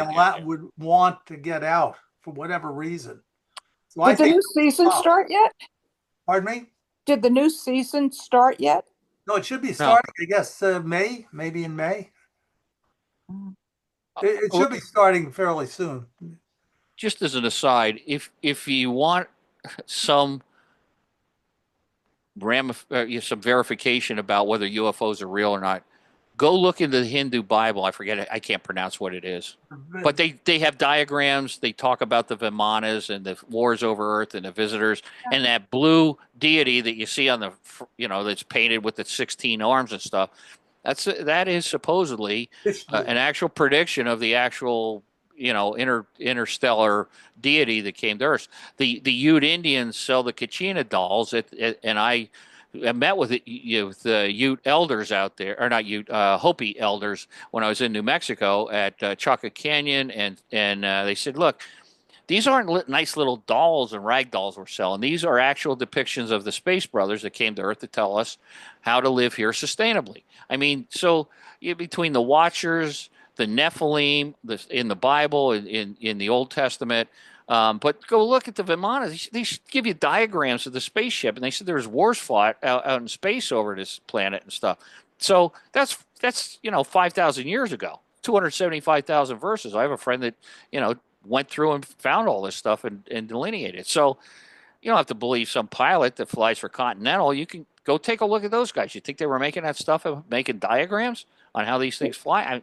It's just an aside. Yeah, somebody actually made a model of one that was in the Indian Bible. Yeah. Copper colored too, right? Oh, I don't know about the color. I just remember seeing it on Ancient Aliens. Yeah. Okay. All right. Well, look. Technically, we were supposed to end about 8:30, but everybody was having such a good time. I figured to let it keep going. So, shall we hold off until next month for the next month's meeting? We'll have an agenda. We'll also have a presentation, but we'll also have this round robin type of event. There'll be a block of time set off for this. I'm fascinated by it because I hear something new every single time. Tonight I heard something new from every one of you. I apologize for being so long-winded. Forgive me for that. I don't. No, there's no No. problem. Take over. No, Bruce, you're fascinating. I'd love to talk to you more. Okay, next month Bruce is here. He's like a bad penny. He always shows up. Well, that's a good way to describe it. Hey, come on, be Give nice. us a little more notice, Joe, because my schedule's crazy. Yeah, I apologize. Tell you the truth, I didn't expect anybody to be on. I was just going to talk to myself tonight, but you all pleasantly surprised me. Hey, so tomorrow's my birthday, so you can send me cake. Oh, happy birthday! Happy birthday, Bruce. If I Happy make it, I don't birthday. know. I got to get through midnight. I may not make it. I may get my ticket punched between now and then. You Cancel never know. clear. I rebuke that in Jesus' name. Is it the big 6-0? Is it the big 6-0? Oh, I wish. How old do you think I am? How old do you think I am? No, Seriously. clue. I have Come no on, clue. make a guess. Come on. He's a Coast Guard guy. He looks younger than he is. That's right. It's that salt water does it. to you. 100 years old? On Venus, I'm 100. Yes, that's correct. No, I'll be 68 in the morning. So. Oh, okay. You look great, Bruce. Well, you're very kind. You know, I would like to talk about earthing and grounding next time. Yeah. it's pretty weird when you really think about it. But thank you. I'm sorry to be so long-winded. I Does apologize. anybody have grounding sheets, and do they work? Speaking of that. Stan does. He just gave a thumbs up. What's your experience with them, Stan? Do they seem to work? You're muted. Muted. Lip reading. Unmute. There you go. Sorry about that. Okay. Yeah, they actually work very well, except what I did with mine, rather than putting it into the AC outlet, I have a wire coming down actually into a ground. I'm a hammer operator, so I figure let's do it the right way. And you'll find a very good night's sleep because basically you have a lot of stuff going in your mind, obviously electronics, 5 watts, which won't get very far, but I'll make a long story short. It does ground quite well, and you do sleep very well. Which brand do you recommend? Just go on that wonderful website that everybody goes to, look on the grounding pillows, and just do the pillow. You don't have to do the entire sheet, okay? Just do the pillow itself, plug it in, drop the line out the door if you could, and then you'll be amazed what happens. What if it's in the AC thing and that's the only way? I mean, in the... If you have an AC, make sure it's actually an AC that's hooked up, depending on your house. No, I'm sorry. I don't mean AC. What if you only can put it in the plug inside the house? That's what I'm talking about, the grounding plug. If it's the true ground, it'll be fine. Okay. It depends on how your electrician wired your house. I mean, some do have it, which is not hooked up. But if you feel confident that it is grounding, because I belong to a grounding group over in Belmar, and they bring their grounding pads and we plug it into the wall and so on and so forth, which it makes an interesting conversation every Sunday. An older home with 2 prongs is not grounded electric before 1950. In other words, if you have 2 prongs on your outlet and not the 3rd prong where the ground goes in, it's not grounded. Well, what if you have 2 prongs and a hole, a little one? That's Ground. if it's hooked up. Sometimes, as Stan says, they don't hook up the ground. How They do you just know? That little hole should be the ground. right if it's hooked up. But how do you know if it's hooked up or not? Got to use a meter, unfortunately. Oh, geez. Sorry. Okay. If you pull it out, you can look and see if it's actually hooked up to the green wire. Yeah. If you have Yeah, 2 wires and one of them's a green wire, that should be a ground. Unscrew the plate and see if it's hooked up to anything. If there's an air gap and it's not hooked to anything, you got snookered.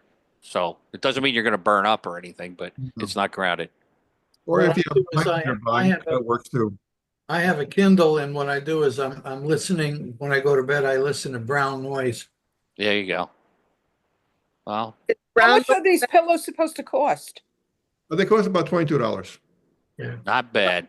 There's pink noise, green noise, and brown noise. I think pink noise is too bright. So green or brown. And all you do is just go to sleep and have it playing in the background. I use white noise. Is brown noise better for sleeping? I think so. Wow. Okay. What is it, around 432 hertz? Yeah, I listen to 432 hertz like all night long, like, on YouTube or whatever. Yeah. Try the grounding pillow. You'd be surprised at the results you get. Thanks, Dan. Thank you. Grounding Dan. pillow Look is at all about this $22? information we're getting. I didn't know any of Pillowcase. I'm this. sorry. It's a grounding pillowcase. Oh, it's pillowcase. It's not a pillow. No, not a pillow. It's a grounding pillowcase. No, Basically, copper wires in it. 2 connections with one gets a little worn. You could wash it also. It's not a big deal. And it works fairly well. So you want a good night's sleep without noise going through this portion of your body, try it. And if you don't like it, it's Amazon, you can mail it back. Will the wire be long enough to reach the They give you a very long wire, yes. Cool, thanks. Not a problem. I'm going to Well, try what is that. this supposed to do for you? Is that the It's same as actually, it grounds, you basically, if you want to try something very interesting, and I can show you folks how to do this, you have an energy field which is around you, okay? What I want everybody to do is, say it's a box, I want you to put your hands like this underneath the box. And what I want you to do is lift it up over your head and push it back. Now, how does everybody feel? Pretty good? Like a Faraday cage. How do you feel? You should feel pretty good. Oh, going like this? Exactly. You move the energy field. Yeah, is that healthy to do that? You're clearing something? It is definitely. It's basically extra energy around you, which is being unused. Okay. So effectively, what you're doing, you're just clearing yourself. Okay. So effectively, when you get the pillowcase and put it on, you have all this extra energy floating around you, and then you basically ground yourself out quite nicely. Wow, cool. And it works So very it- well. Everybody I know who uses it comes back with phenomenal results. They love it. I'm going to Wow. try it. I Okay, can't get Stan- the Stan- voices in my head to stop arguing all night. That's Yeah, I what know. pisses me off. This might work. This exactly work. Hey, So Stan, is this the same, is this going to do the same thing to you as keeping your feet on the ground or on stainless steel and on the ground? It's basically the same thing as walking on a beach with barefoot. Yes, it is. Or basically standing in your backyard. It's the same thing, except this way you're doing this one in bed. No I different. didn't know you So could so get what you- just the pillowcase and that. I thought you had to get the whole thing. I didn't know No, you no, could. just the pillowcase by itself. Just got the Cool. extra large one, and it's $22. You can't go wrong. Cool. hey, Stan, maybe Yo. maybe the next meeting, next month's meeting, maybe you can dedicate 5 minutes to show people or I'll demonstrate. show and tell, definitely. I'll show the That'd pillowcase. be great. Yeah. How it works. Okay, Thank you. we'll block that off on the agenda. Not a problem. And Joe, I want to thank you for inviting me to the group. Oh, And thank you for being here. I really appreciate it and make new friends. Thanks, Bill. Thank for you. coming. Thank you, cousin. Thanks, cousin. Thanks, cuz. Much love to everyone. Good night, Good Okay, seeing everybody. you, everyone. Nick. Good to see you again. Take I'll care, Bye, send you everyone. the link. As soon as I convert this, I will send and upload it to YouTube. I'll shoot you the link and you can listen to it all over again. And Karen, Karen, look for me on Karen. Karen, look for me on Facebook.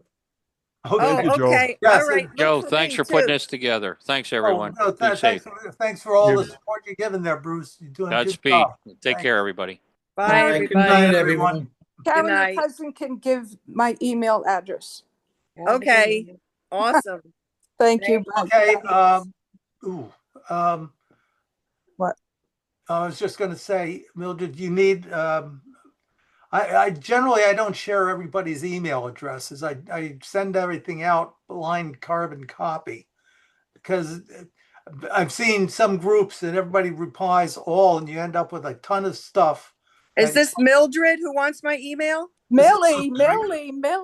I'm sorry. I'm looking at your thing here. Oh, yeah. Yeah, it builds. Okay. All right. Okay. I'm gonna type it now. Okay. Okay, go ahead. Typing it to you. Okay.